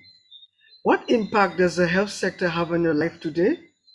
I am 27-year-old Jeanette Martha with a lifetime experience in the F&B industry. I am founder and chef alongside co-founder and assistant chef Roxanne Martha at Vegan Avenue. We welcome you. Carrying such a legacy to this day, seeing family, friends, close ones perishing to various illnesses, likewise my wife having preeclampsia and anemia during pregnancy through a near-death experience upon delivery, Vegan Avenue was born. Vegan Avenue aimed to solve problems such as health issues with the elderly, poor eating habits among young people, improper eating routines and lifestyles. Our solutions work in collaboration with patient clinics or nursing homes to provide natural, fresh fruits and vegetables to make natural, local products, giving guidance and consultations to the population seeking to maintain a healthy and fit lifestyle. Our UPV, Vegan Avenue, is a social and health-conscious company which provides natural products for healthers of all ages who believe that to eat right is to live right. Our USP, natural and fresh fruits and vegetables, eco-packaging. Our customer segment, plant-based consumers, elderly persons with underlying conditions, bodybuilders, weight loss candidates, athletes, and pregnant women. Our channels, Zoom, WhatsApp, Instagram, Facebook, where health and fitness professionals will educate our target, word of mouth, and at our agri processing, we don't only provide to the locals, but also to the global consumers as well. Our key metrics were the ratio between women and men having a slight increase in our past month consumption, and a tasty review for one of our clients. Our cost structure, infrastructure at 1.8 million, going towards our factory, our walk-in store, and our place where we shall harvest our own natural products. Equipment, 50,000, Labor, 50,000, going towards our day-to-day activities. Transportation, 50,000. Our revenue streams, Timor smoothies, healthy eats, treats, and our local sources, which are naturally and locally made, dairy-free, where our consumers can enjoy what they love. And our pop-up shop, Vegan Avenue, can be contacted via Facebook, Instagram, and WhatsApp, turning problems into solutions, creating revolution for a healthy resolution impacting nations and the global population. I thank you. Thank you, Vegan Avenue, for that great presentation. I invite Mr. Kwesi Roberts. You have 5 minutes. Thank you, Vegan Avenue, for that presentation. Good presentation. The first thing I want to ask you is, I noticed you presented a few products, CMOS, smoothies, and so forth. I was just wondering, what would you say is the main product or your flagship product currently, or your best-selling product, your leading product? Well, at present, our Pops has taken the leap as we have newly introduced it. Well, at presently, our Pops are the bestseller at hand. Okay. So those are frozen. What is the, currently you're making this by hand, right? You're manufacturing it yourself?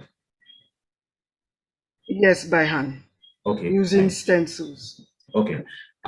So what currently is the cost, in terms of producing these products? Well, on average, I would say $50 investment. Okay. So that for that investment, you can get a batch of pops, essentially. That's what you're saying. Yes, and it's a, I could say, triple increase in our revenue. Okay. Okay. The other thing I was wondering, in terms of the do you have any plans? Okay, how do you plan to grow in this local market, and then expand? So how do you plan to acquire customers? Growing the business, and then expand outside of St. Lucia? Well, at present, as I previously mentioned, as we continue to engage in more agro processing, which takes place at the end of every month until the end of the year, and as we build on our revenue, we would open up our walk-in stores, and then we would have that manufacturing aspect where we can produce a larger quantity, and then to go to the responsible facilitators to further examine our products to get it labeled and whatnot, whatever the process. Yes. So you haven't been to the Bureau of Standards and so as yet to do those things. So that's what you're planning to do, essentially. Yes, that's my next step of action. Okay. Okay. What would you say, is the next product that is the biggest product or the biggest hit in the line of products you have currently? So you mentioned the pops as one that's a bestseller, but what would be next in line? My pizzas. Sorry, the pizzas? Yes. Okay. Which is held on every Friday. Okay. Okay. All right. That's it for me. Thanks. Okay. Okay. Thank you, Mr. Roberts. Thank you very much. I invite Ms. Combi to ask your questions. You have 5 minutes. Thank you so very much. Hi, Vegan. Hello. Definitely vegan it has a global appeal, right? There are a lot of people who are health conscious everywhere in the world. And so definitely I can see a product which is unique getting onto the global market. So a lot of the questions Kwesi asked were similar questions I had there. So let's start off with your pops. Your pops is your best seller, and your pops have to be kept frozen. What is the shelf life for your pops? What's the shelf life for your pops? If once they're frozen, how long they can stay and still be of good quality? Well, I could say as long as they stay in the fridge. Oh, okay. In the sense as it sells fast, so there's not actually a time span for them to stay there. Okay, but it's something you can probably investigate and see how long it can stay in the fridge and still taste as good as it tasted when you first made it. So something for you to look into. Yeah. Right? So definitely. Your pops have a longer shelf life than 2 weeks. Remember the last time we asked about the shelf life and you said about 2 weeks for products? Yes. So the pops definitely have a longer shelf life. A longer life, yes, definitely. Beautiful, beautiful. Okay, so that's definitely. Now tell me about, you said it's your best seller. What is it about those pops that are bringing people back? What are they saying about your pops? What's the feedback on your pops? Well, it's filled with combusting taste. Okay. For one. I like that. For the second aspect of it, I could say it helps them eat in a much healthier way. When they think of snacking, they see like, yeah, I'm enjoying a pop, but it doesn't do me any harm. Noted, noted, very good. Now here's my next question.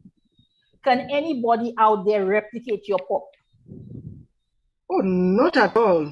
So, okay, no. So you're saying that this is a recipe, a secret recipe that only you have? Yes, definitely. I mean, many products may look the same, but not actually taste the same. Okay, okay, that's very good. My thing is that is like the question said, that's your flagship product, very important. It has a long shelf life, so I can see it being exportable. Yes, definitely. And that is the thing. If you're talking about going beyond the shores of St. Lucia, you know you have to increase that shelf life. Now, Kwesi also brought on the fact of you are food and beverage. You are experiencing food and beverage, right? So you would have studied food safety. Yes. Right. So you're familiar with a food safety. So your operations go according to the guidelines of food safety systems. Yes. Are you working towards a HACCP system? Or you have just a basic food safety system? Well, as we expand, I would upscale it, yes. Okay, okay, okay.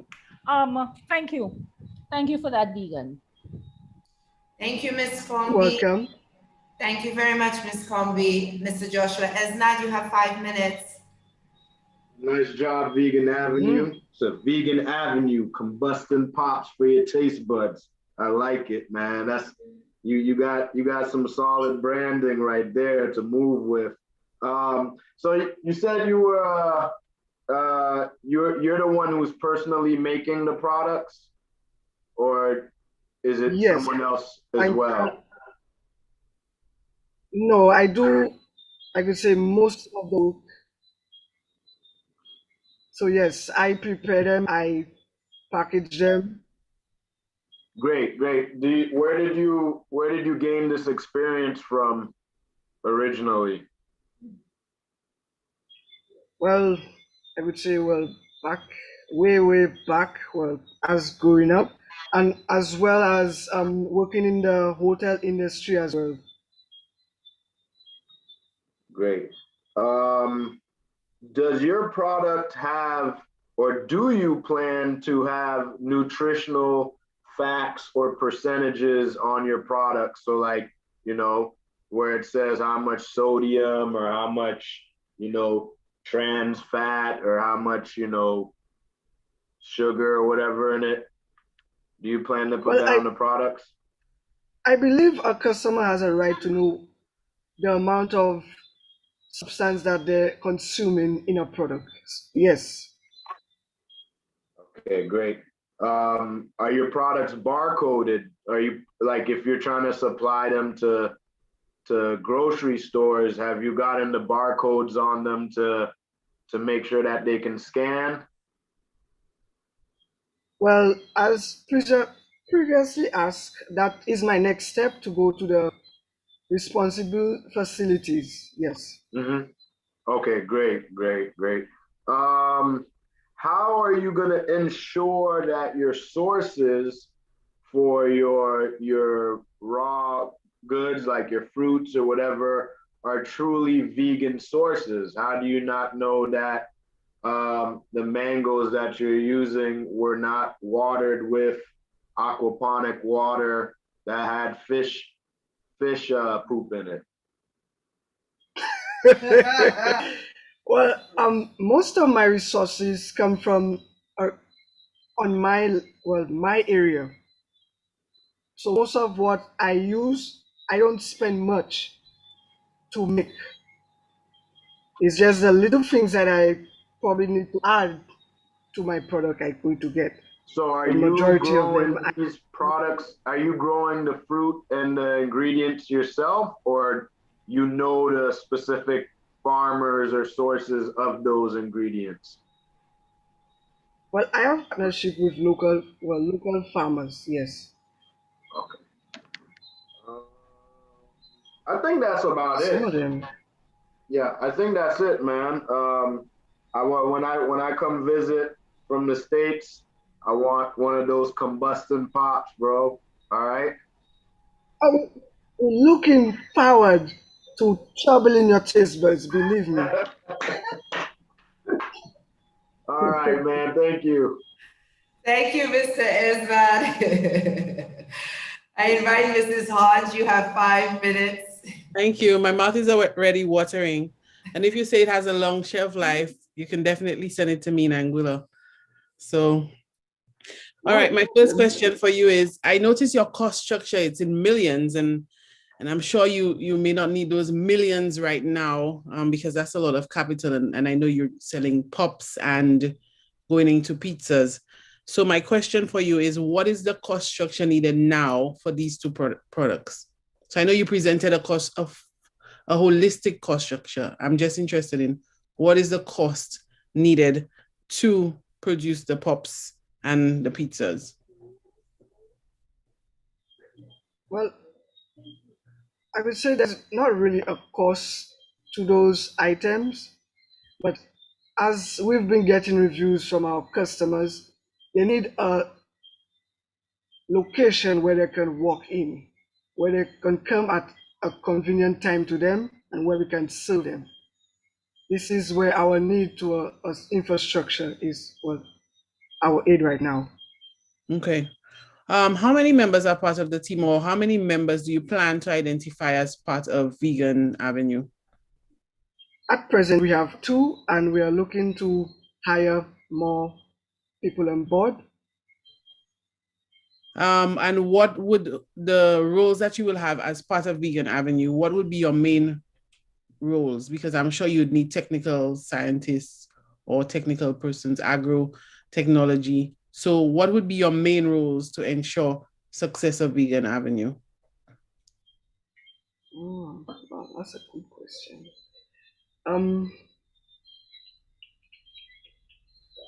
Okay. Well, our agro processors, as along with what do you call them? No. Well, the nutritionists in the vegan industry as well, who could give us guidelines accordingly. Well, it's something to think about. Definitely. Yes, something to. You definitely need a robust team. It's about nutrition. And of course, we want to ensure that you have a good team to ensure that the product is sustainable and consistent as well. Have you identified your marketing team and a strategy? So, of course, as we know, you have a lot of competitors, and not necessarily competitors for Vegan Avenue, but for what you provide as a product. So my question for you is, do you have a marketing team and a marketing strategy in mind set up for Vegan Avenue? And have you already started thinking about it? Well, that's something we're looking to further, well, put into place at present, sorry. Okay. All righty.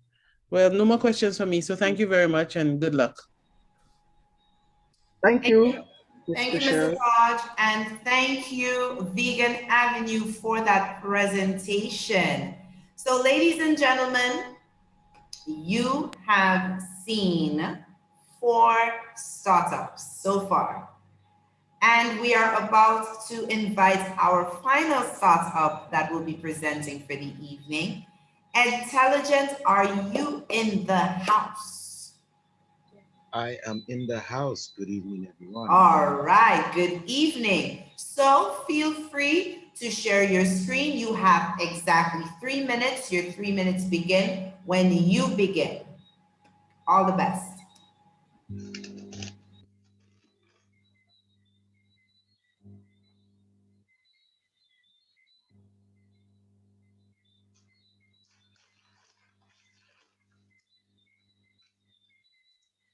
Hi, my name is Rupert Fletcher. I'm an educator over 10 years.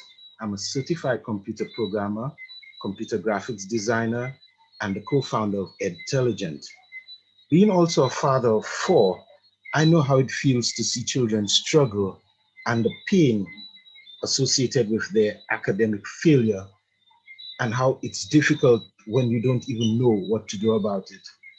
Edtelligent plans to utilize gamification to improve how education meets the needs of our learners and educators.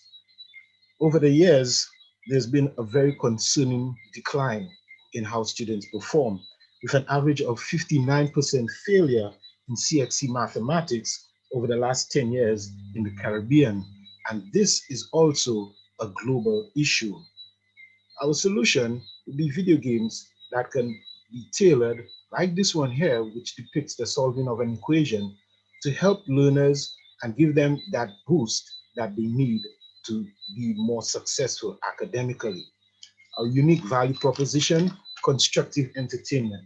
You no longer need to tell them stop playing, but now while they're playing, they'll be able to learn and acquire skills. We plan to cater to higher level of learners. The grade 7 to grade 12 area seems to be void of educational video games that could cater to their needs. Our tools will also be able to assist parents who have children that they want to help, but they themselves might not be capable. So the game now being able to give feedback, carry out statistics, and help parents understand more about their children's needs.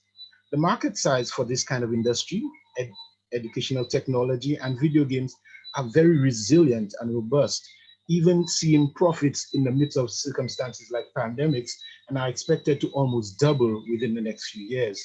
Our timeline and cost structure, we have development of our first game, 9 months to a year, costing about $120,000. Marketing of the game for 3 months, about $50,000, and game sales estimated $2.1 million, which would then move on to the development of other games to target other markets. Our revenue from us to our online publisher and then to our consumer, which will be driven by our marketing strategy, direct marketing, social media platforms, live streaming, and website and in-game advertising. Our team, like myself, and Lisa Fletcher, who has 8 years experience in hospitality. So if you put your trust in Intelligent, this would be a good investment. Thank you. Thank you very much, Edtelligent. Thank you so much. You can start sharing your screen now. I invite Mr. Roberts to question. You have 5 minutes. Thank you very much, Intelligent. Great presentation, great story in terms of the issues that parents face and that we face in the region, especially in terms of success, student success. The question I wanted to ask really is, in terms of that, your revenue models, what would you say let me understand this. So you're selling, who is your main customer essentially? Is it the parent, the primary customer? Who's your primary customer, your main customer? Okay, usually the buying power would rest in the hands of parents. But we also know that children are they also touch a lot of money. So both of those individuals have quite a bit of buying power. We would be targeting parents as well as learners in that category. Okay, and so to access this, I'm understanding that kids would be able to access it on their devices. Basically, so the parents would purchase it with their accounts and so forth based on the various publishing platforms that exist out there, right, for these things. That's right. So in other words, you would be in an app store most likely, and it would have to be downloaded via that means, right? Yes. Okay. All right. So you would need a lot of marketing behind that, essentially. So how do you plan to go about? I noticed you identified some things that you wanted to do online and so forth. How do you really plan to go about that expansive marketing?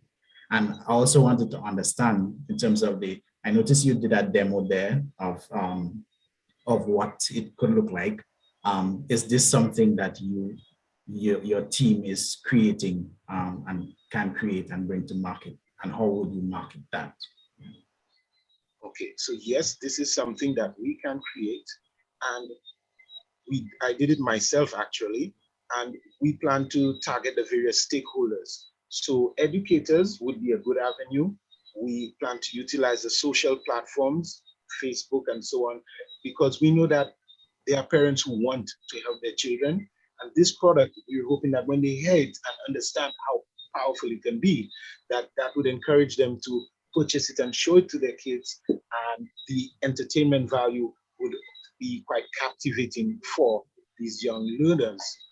So, when you show kids a video game and you tell them play, it's kind of difficult for the child to say no when you tell them, well, play the game to study. And that's one of the captivating aspects of this product. So through educators, through persons who want to help the children, and the children themselves liking these types of products. Okay, is there consideration for any sort of sponsorship or ad revenue to come from it as well? I'm not sure if I saw that in your presentation, or other than just reselling the app, essentially. Now, that kind of ad revenue can be generated in a subsequent type of gaming where these video games are online and they have more of a online connection, which would be something a bit of a higher scale than what we're going to start off with. Okay. All right. So we're foreseeing that the revenue from the first development will be able to fund projects that would work on that kind of level. Okay. Do you have any sort of evidence or a background in terms of the effectiveness of these games in bringing student scores up? Any anecdotal evidence or any empirical evidence in that regard? And especially in terms of what exists out there by way of competition and so forth. Right.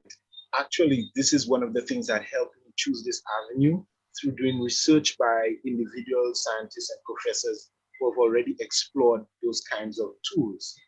It's just one of the things that some persons haven't gotten around to implementing as yet. Okay, all right, thanks. That's it for me. Thank you. Thank you. Thank you, Mr. Roberts. I invite Ms. Betsy Comby. You have 5 minutes. Thank you. Hi, Mr. Roberts. My child is a secondary school student and spends most of his time playing video games. So this is resonating with me. So let's talk. Let's talk. First of all, have you developed any game at all? Yes, I have. Oh, very good. Oh, very good to know. But you have not developed games specific to content area, to curriculum syllabus area, is that it? I haven't fully developed those as yet. Okay. Okay, but so you have the game experience. Now, are you aware that CXC Cape has, there were plans to introduce a gaming subject? Are you aware of that? Have they done that? No, they haven't.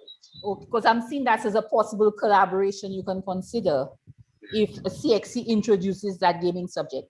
I like the idea that you mentioned maths as a problem, and you are right that it is a global problem. So it would be good, that would be a good thing to start off with because it would have a global appeal. That's right. You agree? Right. Okay. What would you say if, say, you had to develop a maths, so you had to do a prototype? What would be the first, let's look at the maths syllabus, the maths CXC syllabus. The maths CXC syllabus, what you think would be a subject area that you'd want to tackle first?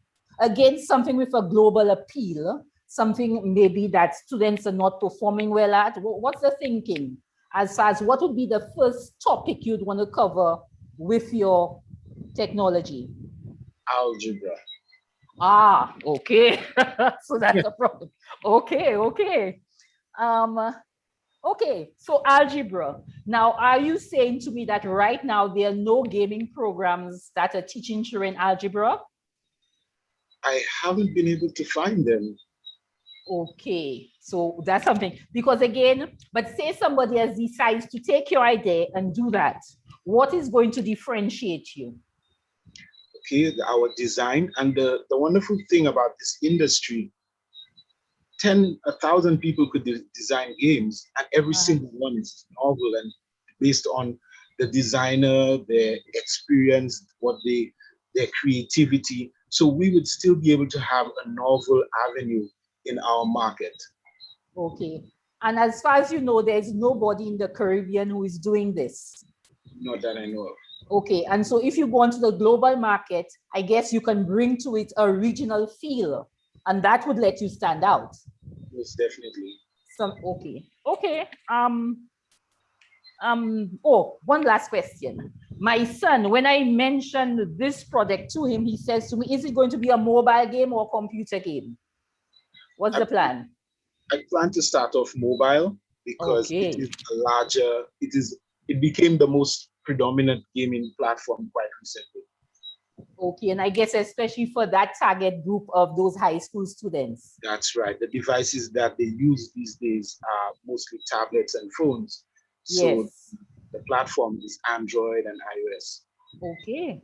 Okay. That's it for me. Thank you. Thank you, Ms. Combi. Thank you very much. Mr. Joshua Esnad, you have 5 minutes. Intelligent. I think you came with the heat today. I think you applied what we suggested from yesterday. I love the personal touch to the story. How do you? You're probably around the same age as me. We had Oregon Trail and Number Munchers and Mario and Doom and Duke Nukem and stuff like that. If your company is not large enough and agile enough, how do you keep up with the kids who are playing, these new Minecraft games and the high level graphic games? How do you keep up with that? How it's changing, new skins, new worlds every week, Well, the interesting thing about the gaming market is that there are several factors that draw persons to it. So, for example, like you mentioned, there might be very high graphics games, but the indie market is very popular. There are a lot of persons who don't mind playing a two-dimensional game, which has a very good storyline, or playing things for other values. So we plan to look into those areas. Beside the fact that it will be educational, which by itself is a big thing, because we know that most likely the children actually want to perform, but they just can't overcome those hurdles of maybe the self-responsibility. But with a video game entertaining them, encouraging them, they're more likely to play those games. But we know all the other factors. So a good storyline and other aspects such as nice gameplay. I myself, as a gamer, I love gameplay. So even sometimes when it's not the most high-end game, I could spend a lot of time playing games that have a good story, well designed. You know? So we plan to go into those areas as well. Is your marketing strategy specifically to try and market it to the open masses, or are you going to try and do something like what Betty was saying, more regional or more in-house, where it starts from the computer labs in the schools, where they're playing in the schools, and then they go home and they ask their parents, can I download this game? Right, through educators and through the schools, that is a nice forum to begin. We also plan to develop a demo version of the game, which will be free. And we try to get those demos out so persons will have a nice first-hand experience. And then that would help them say, okay, well, I want to purchase this game. So that would be a nice start. Great, great. Will the games be able to meet locational educational standards? So like, let's say the standard of education in St. Lucia, you know, certain kids have to be able to write this much and do this curriculum. But in, let's just say in North Carolina, kids have to do this to meet their requirement to graduate to the next grade. So how does a game created to an educational standard for passing a grade in one location apply to someone else in another location without them getting confused at what they're learning? Well, we could target one location at a time, but a nice idea is that I want to design the games to meet the needs of a particular child. And while various standards might be in different areas, children are individuals, and I want them, when they play the game, that it would appeal to them that they can progress at their own pace and they feel comfortable on their own rather than trying to meet the requirements of a standard over there. And these was because that's one of the things that actually defeats children when they're trying to compete with this curriculum and they have a time limit that they have to fit in. We want them to be a bit more free, and that would be a bonus for them. My last quick question is, how do you battle the watcher syndrome? So right now, what I'm seeing in the game world, and I've watched it with my nephew, with my son, and even with my wife's little nephew, is that a lot of kids just like to watch other gamers play. How do you get those kids involved, or is there an educational aspect to someone watching someone else play? That is actually a component, because they will be able to see being exercise and they can actually learn. I remember when I was younger, my brother used to watch us play a lot. And we were quite surprised one day that he took the controls and he was able to replicate everything that he had been observing. We thought he was too young. But this same phenomenon in these kids where they're just watching, but they're learning by watching somebody else play. So the watcher syndrome might actually have a beneficial factor for this person. Excellent. Thank you so much. Great job. Thank you. Thank you, Mr. Esnad. And finally, we have Mrs. Hodge. You have 5 minutes. No problem. Thank you. Well done, Intelligent. I see your creativity, your experience, and your passion for gaming coming out through your presentation. So well done. I think it's an excellent idea, and that idea, it can definitely revolutionize learning in the Caribbean, well, and beyond. And of course, performance across the levels of learning. So that would be something great for our region, especially the Caribbean region, to put us on top. I know you did say that you'll be collaborating with educators. However, do you plan to collaborate with the telecoms company? And the reason I asked is it may cut your marketing spend in half or maybe in 3/4, because once you can collaborate, the distribution is going to be very easy because they have access to every smartphone in every country in the Caribbean. So it's an opportunity for you. So I'm not sure if you thought about it, but I'm giving you a little hint. that you can use the telecoms company to help.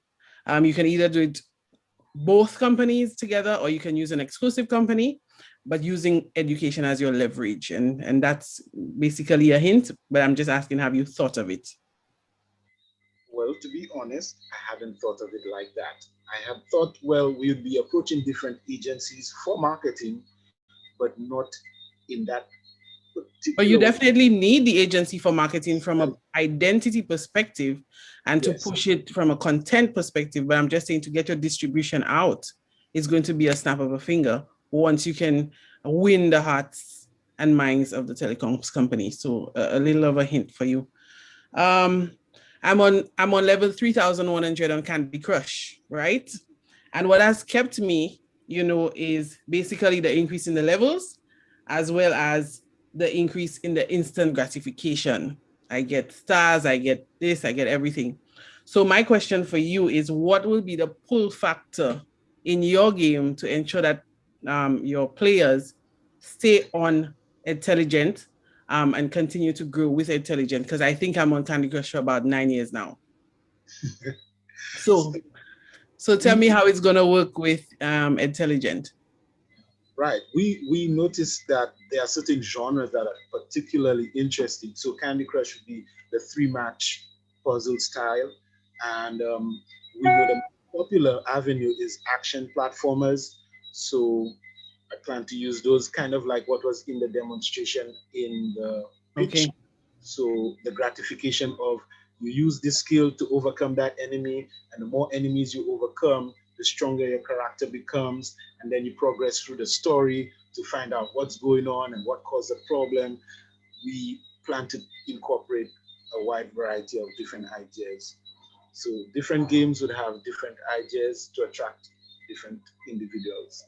Okay, and I think my last question is, how do you plan to monetize? Do you plan to monetize in-app or as a subscription however often? Okay, so initially we're thinking of developing a standalone game where the person would purchase the game. So the number of sales of that game would generate the revenue. We're looking forward that subsequent games would be online, and then they could utilize things such as in-app purchases. Those would be a bit more technical to design, so we're thinking of starting with the standalone game. Mm-hmm. And from there, we'd use the funds from this first one to boost us into the other sections. So it'll be a phased approach?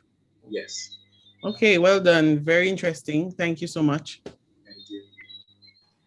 Thank you, Mrs. Hodge, and thank you, Intelligent, for your presentation. Ladies and gentlemen, you've heard it from the startups. They brought their A game.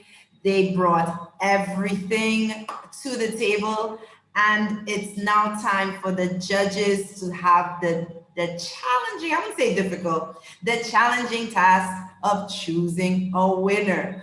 But before the judges run away to their breakout room to deliberate, I would like to invite each of our judges to just say a final word to our startups. I want to start with Mr. Roberts. Just something brief for our startups. Okay, thanks. So I just want to, say that everyone did a really great job. I saw some improvement over the preliminaries, and there are some really exciting business ventures here, some great products, and I see some innovation and passion coming through.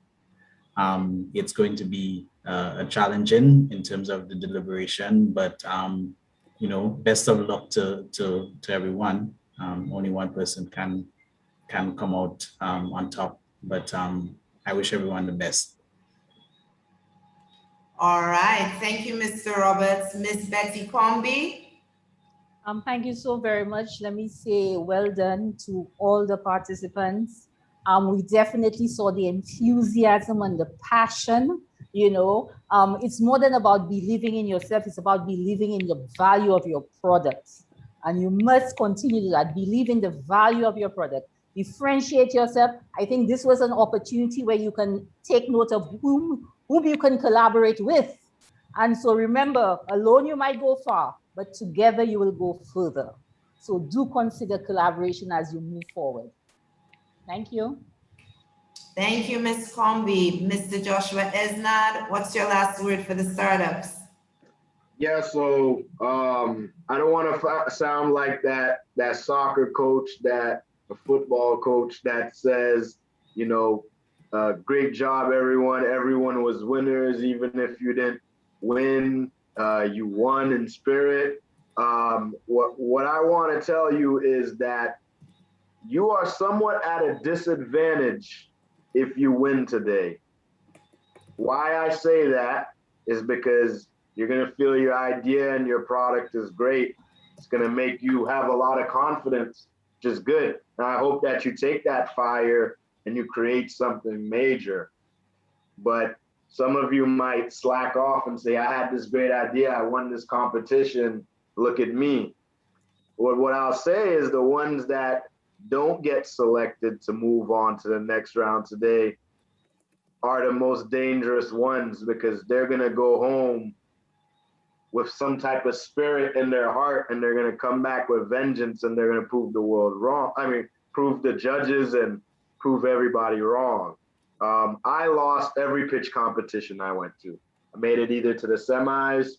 I didn't make it to the semis. I got rejected. And then I won the biggest competition, pitch competition, most famous one in the world, Shark Tank. That was the only pitch competition I ever won. So what I want to say is, please do not give up on your idea if you don't get the result you want today. You have our contact. We're always here for you for advice. We're here for the country. So just make sure you reach out and keep building your ideas. All right. Love you guys. Thank you so much, Mr. Exner and Mrs. Hodge. Any last words? Definitely. I think everyone brought their A game, and I'm so proud that people took the feedback from yesterday's conversation and brought it in. The passion, the storytelling, very interesting. Everybody had a story to tell, and that was great. And I think before I go, I just want to say, continue to think digitally, because digital is paperless and it will lessen the cost of your business. And for me, it's all about acting global and thinking local. So yes, you have a local product, but you want to take it globally because you want to compete with the bigger boys, the bigger fish, or the bigger sharks, as we would say. So thank you everyone for the inspiration. You know, when I look at competitions, it's always, you know, giving feedback and getting learnings. I learn something every day, and it was very inspirational tonight. So I just want to say thank you to you guys, and may the best startup win. Thank you so much, Mrs. Hodge. Thank you, thank you, thank you. So we are going to say goodbye to our judges. They are going in their breakout room to deliberate and make a very, very important decision.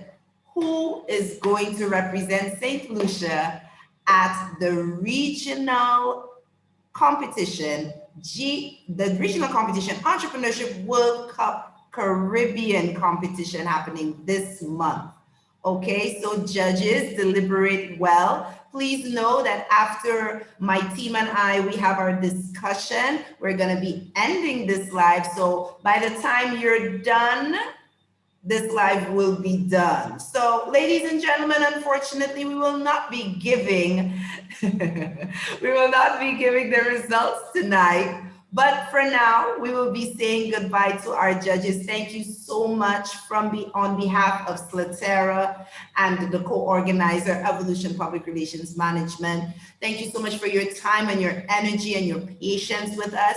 And we look forward to knowing what you decide. Okay, now startups, this is your time to say your last words. Okay, tell your viewing audience, your family and your friends, say a last word or two. So let me invite Intelligent, since you were the last one.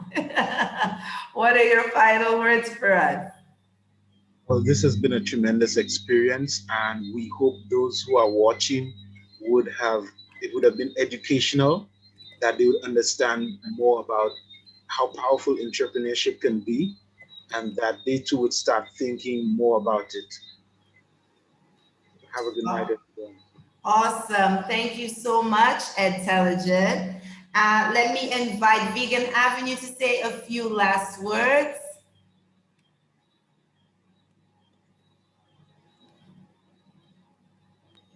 Hi, good evening. I would say it was a pleasure being in a bigger boat.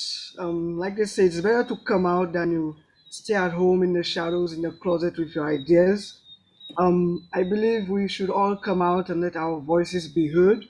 Let the world know how we can impact the world with our idea, our creativity. It was a good experience. I learned a lot. It carved me, it shaped me, somehow broke me, but yet I am still growing, still building. Thank you. Thank you, Vegan Avenue. Let us hear from Nerd. What is the last word you have for us? Well, my last word is that I am so appreciative of this opportunity. I'm so grateful to be able to be on this platform and share my business ideas and my initiatives. And of course, we have some great competitors, you know, all of them had great ideas. And the last thing I want to say is anybody who wants to start a business, go with something that you're passionate about. That is going to propel you, that is going to motivate you, and and you'll reach as far as the stars will bring you. Okay, so good night and thanks.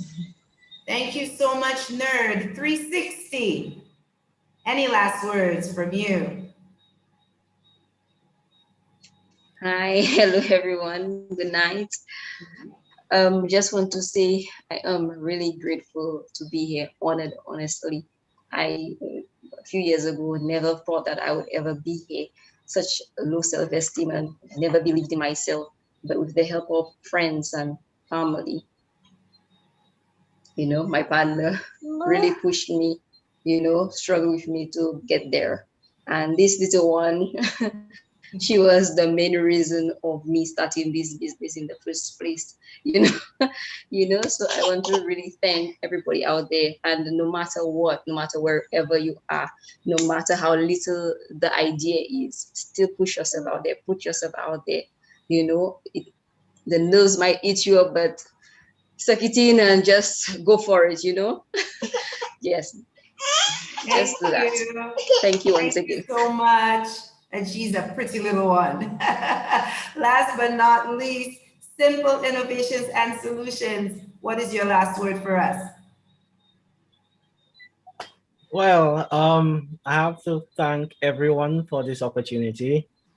If you had told me 3 years ago that I would actually be on the final stage of EWC, I would literally tell you that you're crazy. But with hard work, with perseverance, you can make it anywhere.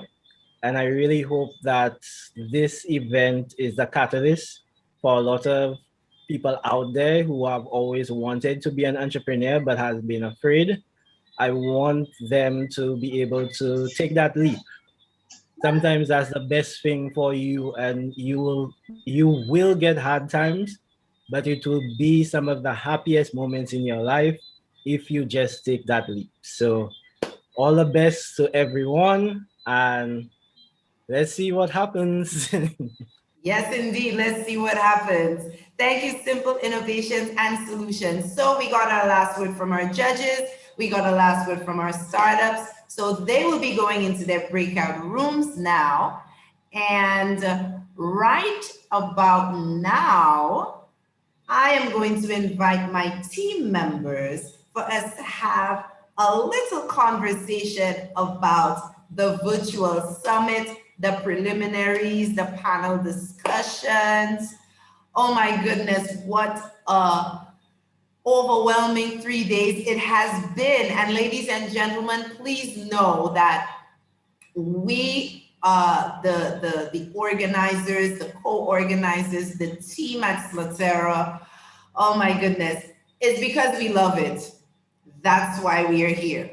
It's because we love it. It's because we are entrepreneurs ourselves. Some of us are business owners, and we love what we do. We believe that the Entrepreneurship World Cup competition is a godsend for entrepreneurs all over the world.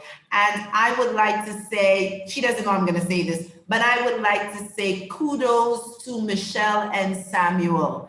If it was not for her experience on the wildlife stage, if it was not for her through her organization Slatera, connecting and sourcing and really giving us as entrepreneurs from the island of St. Lucia a voice, we would not have been here tonight. So, hey, they say give flowers when the person is alive. Girl, I give you lilies and roses and all of these things. I just want to say, from the bottom of my heart, thank you so much, Michelle, for never, giving up on the country that you love. I mean, look at our background tonight, ladies and gentlemen. This was the work of Michelle Samuel, okay? So I just want to say thank you so much, Michelle. And ladies and gentlemen, I have with me Michelle and Samuel, Mylika Leos, and Lisa Yard. These ladies are from Slatera, and they are the directors of the Entrepreneurship World Cup St. Lucia National Competition. So first, before I bring on the lady who I gave a whole bunch of flowers, the other two ladies, I love y'all too, I love y'all too. Y'all get flowers too, y'all get roses too. So I am going to invite, first of all, the most peppy of us four, Miss Lisa Yard. Yes, I said it, the most peppy. Ladies and gentlemen, this is the most peppy. So Lisa, just share with us briefly your take, your opinion on the last 3 days and what it meant to you as an entrepreneur to see those startups that have amazing ideas. Just give us, a few brief remarks on that. Good night again, everyone. Oh boy, 3 days of blood, sweat, and tears. That was a lot of hard work. 3 days. I can't even pinpoint which was my best, honestly, because I enjoyed every 9 sessions of it. All the sessions were just wonderful, great information, takeaways. One of my best takeaway, honestly, is work with your passion. That was the best takeaway I could have gotten so far. I really do appreciate the hard work Michelle has put into this event. It wasn't very easy. I know I had to escape sometimes at night. But it's worth it at the end. Looking at those startups for those 2 days actually told me and made me start thinking of what other route even myself as an entrepreneur can take in order to improve. Hearing the judges' comments, some of the things maybe I didn't even think about at the time. But yes, I must say that this summit, the first ever, has brought out the best. It has brought out some, as I said, it has brought out the resilience in all of us. If we knew we didn't have it, well, now we know we have it. Now we know we have it for sure. For sure. And honestly, I am so thankful for COVID. Honestly, I'm so thankful for COVID-19, because without COVID-19, I don't think that we have reached that stage we are at this moment, and rejoice about it. So this is my takeaway. The event, COVID-19, Michelle Samuel, 5 thumbs up. Thank you. My God, 5 thumbs. 5 thumbs up. That's 2 people and 1. Like, that just doesn't make it. Ladies and gentlemen, peppy. Most peppy part peppiest person in our group. Thank you very much, Lisa, for those remarks. I want to invite my Lika Leon, who's our timekeeper, and I must say, yo, kudos. That timekeeper was like, what? Listen, by the time, these startups started talking, and I blinked my eye, I'm seeing 2 minutes. I'm like, okay. I'm seeing 10 seconds. I'm like, what? This, Maika, kudos to you. Exceptional job. You had all of us on our tippy toes, including the judges.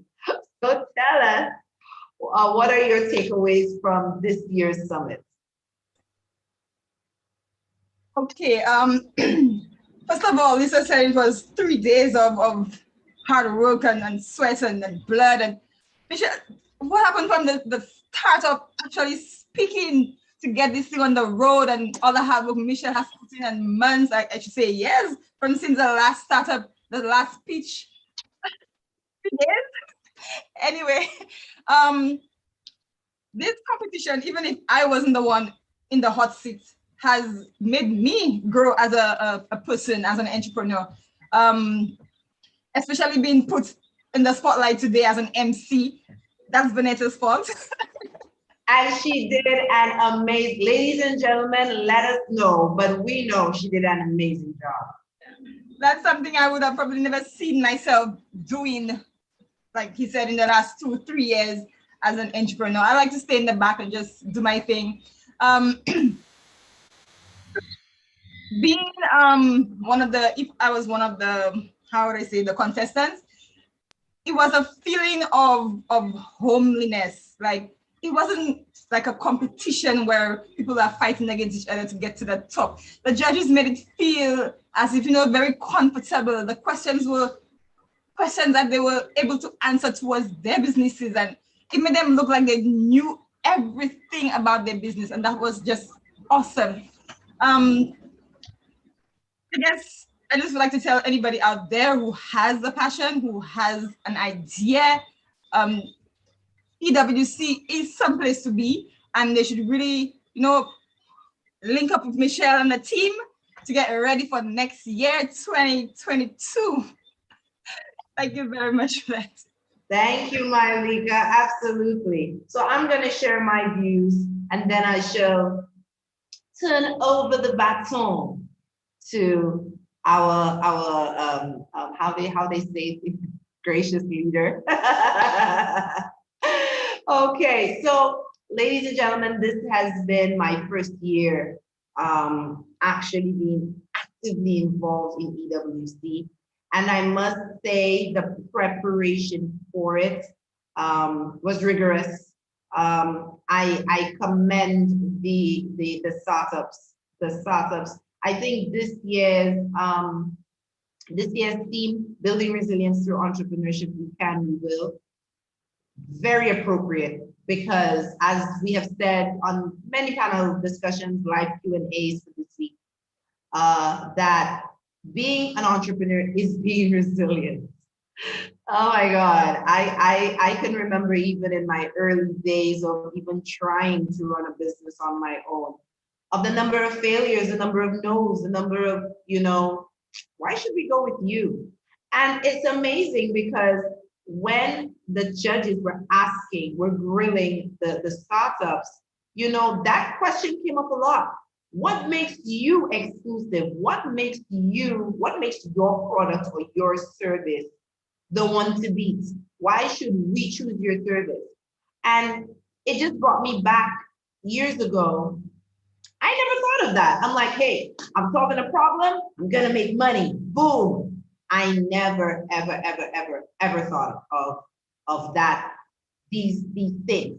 So, I mean, these past 3 days have been phenomenal. I have learned a lot as a business owner. And as anyone watching, listen, if you're an entrepreneur and you're thinking, you're really and truly thinking, well, should I do this, should I do that? The answer is yes, you should. You really should.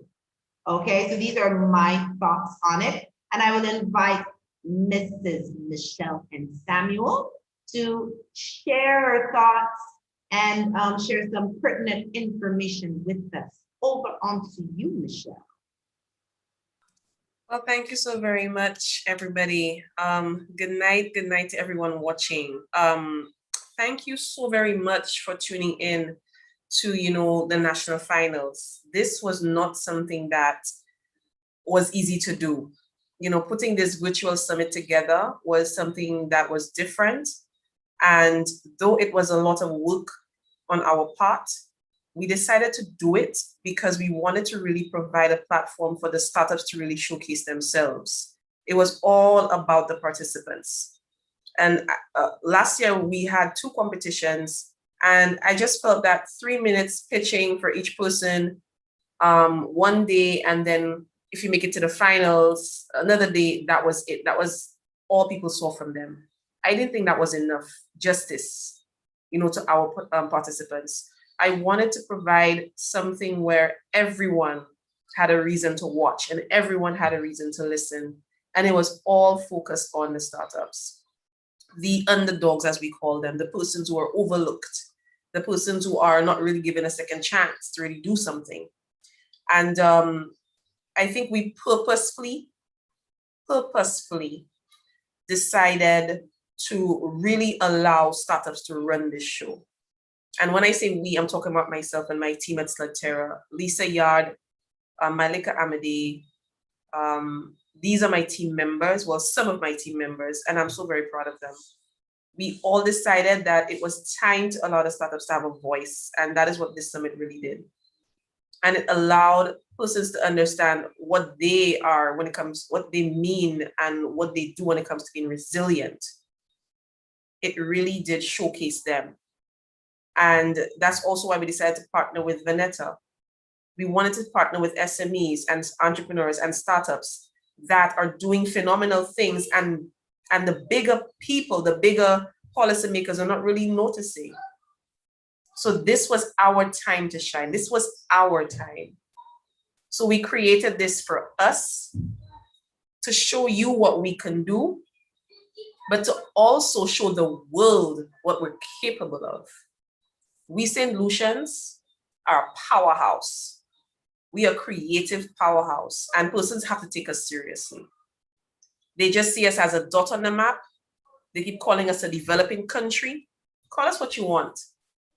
But we are thousands of people, of creatives, survivors, overcomers, and we create change when we don't see it happening. That's what we do.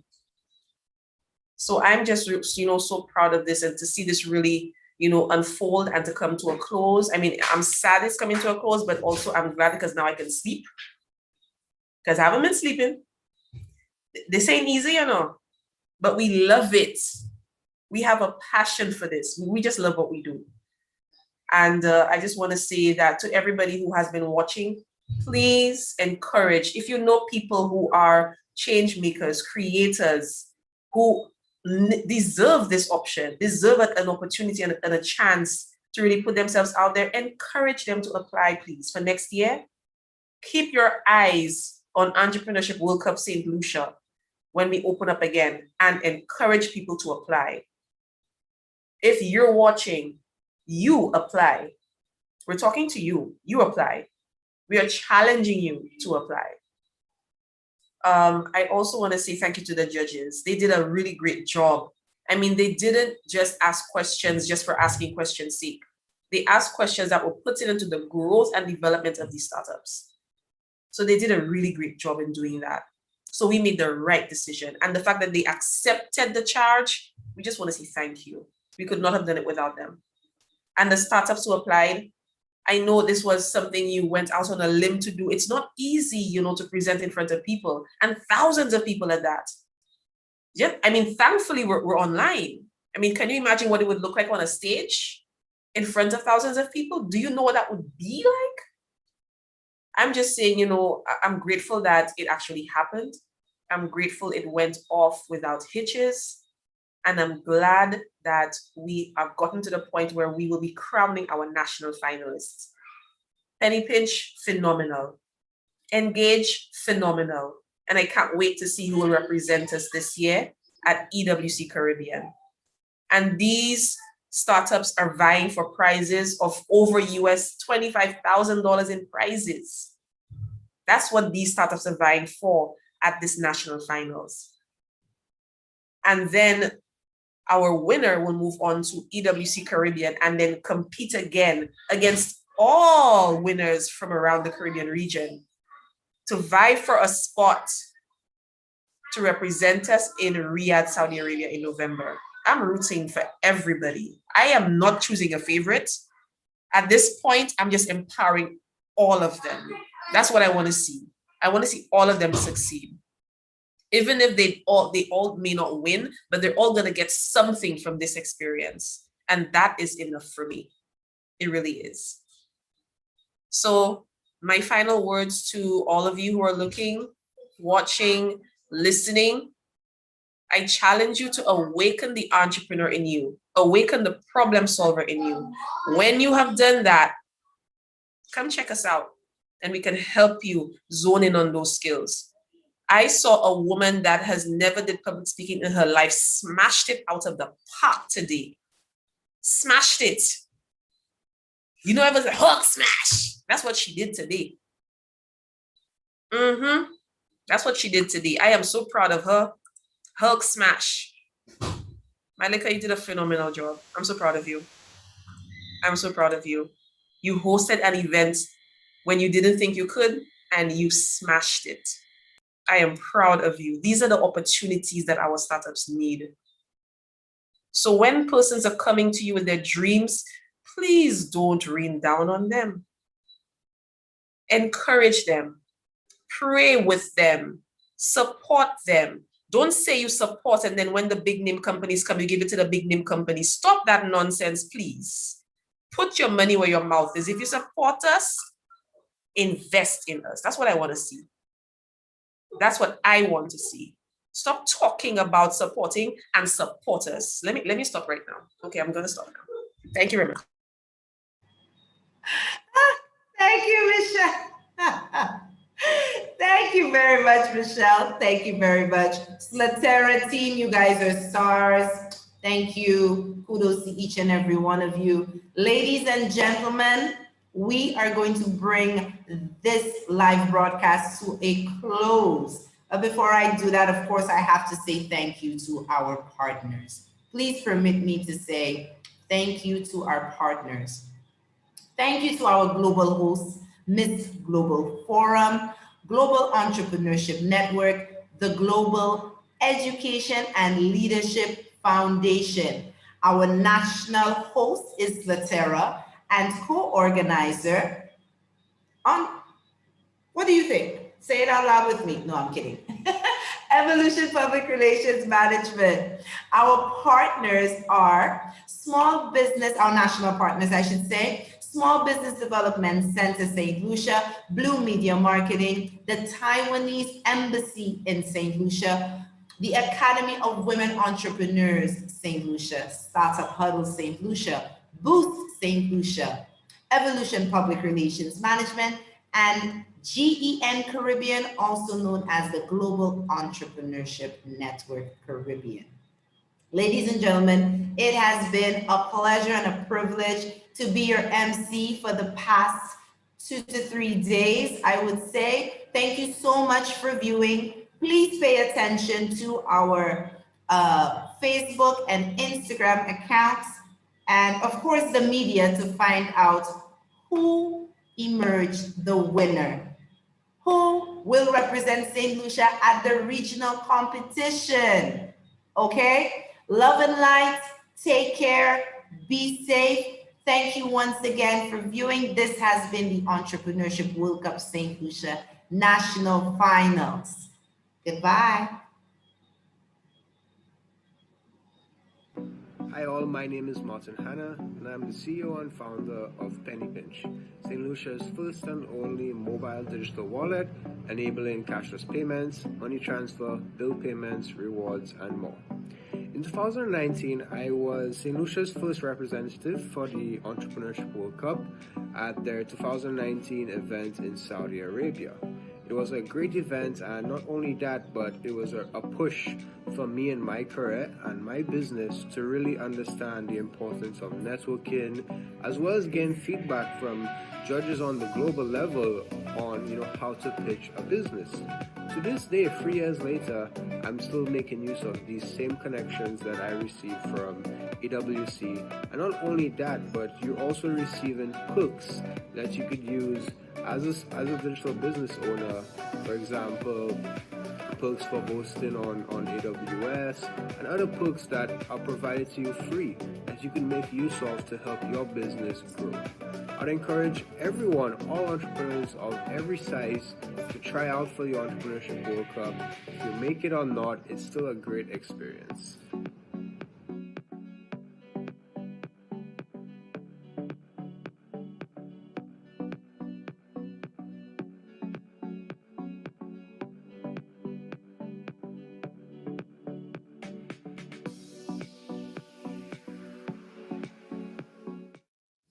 It's easy to lose sleep over marketing your business on social media. You're always wondering, what can I do to reach my potential customers?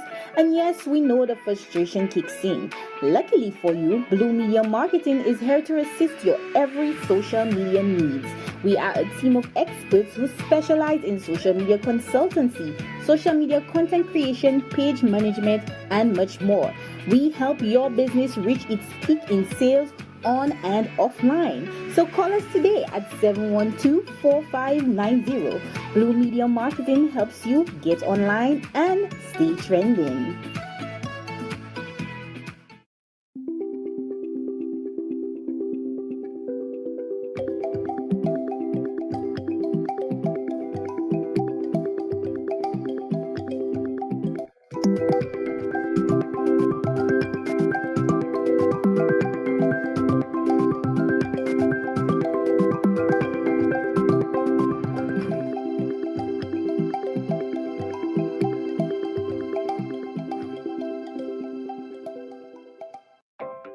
Hey small business owners, we know running a business is no easy feat.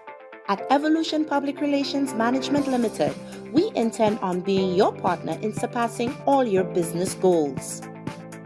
We design logos, flyers, and business cards, facilitate printing, create and manage your websites, social media pages, as well as commercials and infomercials.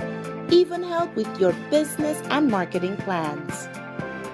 Call us at 1-868-379-8920 or visit us on our website. No matter where you are located in the world, we can reach you. Let Evolution Public Relations Management Limited be your personal PR department today.